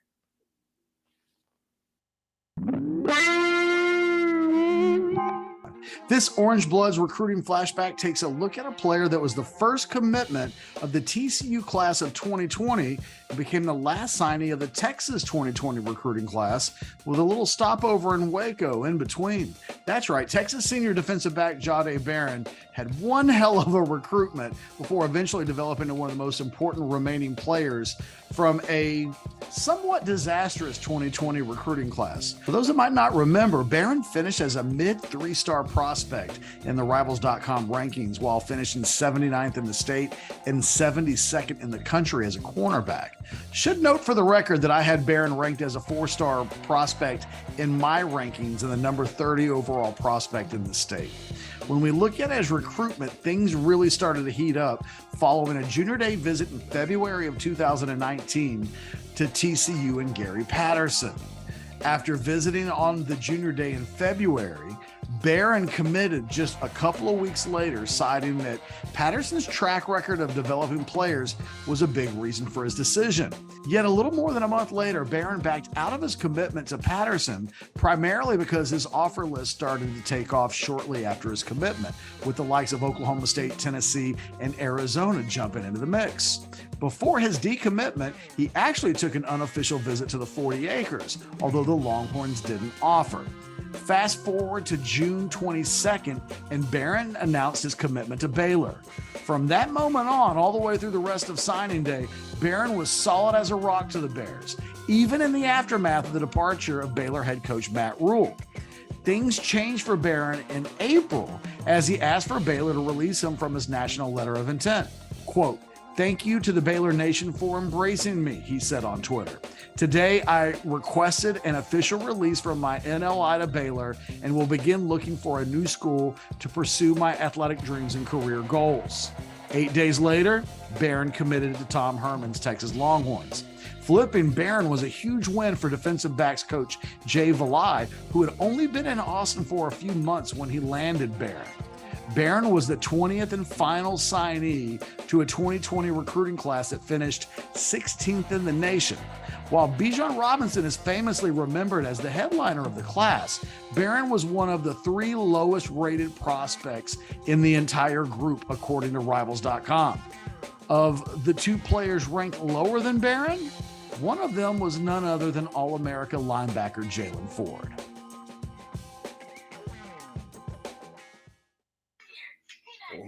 Oh, sorry. Someone showed me an Instagram video I was watching during the break. Y'all caught me slipping. You caught on slipping. I was watching someone's. I was like, "Oh, this is kind of funny." All right, what's up, man? Listen, man. We've had a fun show today. Had a lot of fun. It's been a good time. Don't forget, we're gonna have Chad and of course Jeff Ketchum coming up at noon. Football with Friends. I was a guest on their show yesterday. Good to be back with them and enjoy those guys. We will have Alex Football with Friends from 3:30 to 5:30. It's a fun Friday, guys. So don't go anywhere. Stay here on OB and enjoy yourself and all the content that we've got for you. If you haven't signed up for OB, one more time, we'll put that thing on the screen for you if you haven't seen it yet. But we got a good offer for you. So it's right now it's a 60-day free trial. So it's use the code Texas Arrives. Check this thing out. And again, I'm just gonna real quick. Yeah, you get news. Sure, you're going to get recruiting insight. You're going to get a lot of things that the average person doesn't have. But you're also going to join yourself into a community, a Longhorn community. Like if you guys like coming in here and getting into chat for a little bit, like we've got that thing for you on steroids over at Orangebloods.com. And so it really becomes a community is what this really is about. So it's cool to be a part of something. When I say community, yes, people talk about the Longhorns and they have daily conversations about that, but they have daily conversations about travel, they have daily conversations about restaurant recommendations, about anything and really in the world. I'm not lying. I looked on there when I was going to Merida just a few weeks ago, and I looked there for restaurant recommendations, in Merida, Mexico, and I found it on Orangebloods. So tried an ostrich burger, by the way, too. You guys ever had one of those? That was very fascinating. But go ahead, check it out. 60 days. If you don't like it, just kick rocks. Tell them to cancel your crap, right? But I think after 60 days, though, you would absolutely like it. It's $10 a month. You use that's like one Popeyes. That's like a Popeyes not on a Tuesday, just on a lunch special. So one Popeyes meal a month is all it'll take. So give us a try. I hope you will like it. Thank you for watching it. What are y'all talking about? Well, someone's watching Holly Berry and Monsters Ball. What's their biggest takeaway from the game? What is going on in the chat, Charles? Right? Alabama's going to cover. Someone said they had a Buffalo burger. Yeah, Buffalo burgers are in Colorado. They have those. The ostrich burger, though, Aaron saw it. It actually wasn't that bad. All right, everyone. You guys have a fantastic weekend. I will be back, by the way, tomorrow after the game. I will be there for the post-game show. Yes, the same way I was there for Bama, I'll be there for the post-game show. Catch will be doing. Don't forget, oh my gosh, don't forget the watch along tomorrow. Catch and Chad will be doing the watch along. That was super popular. Then we'll do the post-game show. I'll be there. So I'll be here tomorrow. In fact, I'll be dressed up a little bit better. I won't be wearing the Trinity University shirt, so you don't have that thing to worry about. All right, I'm going to do one last thing. ATX Big Rich put in a buy or sell question. So let's get it. All right, I'll knock out these quick, fun buy or sells. I'm going to let Aaron go about his thing. So, all right, ATX Popeye spicy chicken sandwich over the Chick-fil-A spicy chicken sandwich. Buy or sell? I'm gonna buy on that one. Chick-fil-A one is really good. Popeye's one is bigger though. It's just a huge one. It's got a lot of flavor in it. So I will definitely take the Popeye chicken sandwich over the Chick-fil-A spicy chicken sandwich. But the Chick-fil-A one is definitely spicier. Money B, Beyonce over Rihanna in their prime. Nobody's topping Beyonce for me. She's Houston's own. She is who she is. Nope. Beyonce is on top of that perch, and I like Riri, but Beyonce got curves, and so I will definitely go with Beyonce. That's what's up. And then Too Broke to Pay Attention. It's Anwar at Orangebloods.com. All right, it's my first name at Orangebloods.com. It's a simplistic way. All right, everyone, have a fantastic weekend. I will see you soon. Thank you to Aaron for producing behind the scenes. Always does a fantastic job, and I really appreciate everything that he does. So, Aaron, you have a good weekend as well. And everybody else have a fantastic weekend. I will see you tomorrow when Texas curb stomps Wyoming. Poor El Presidente. He'll lose out on that one, but hopefully wins on everything else. You guys take care. Remember what I say, live each day like it's your last, because one day it will be. Y'all take care.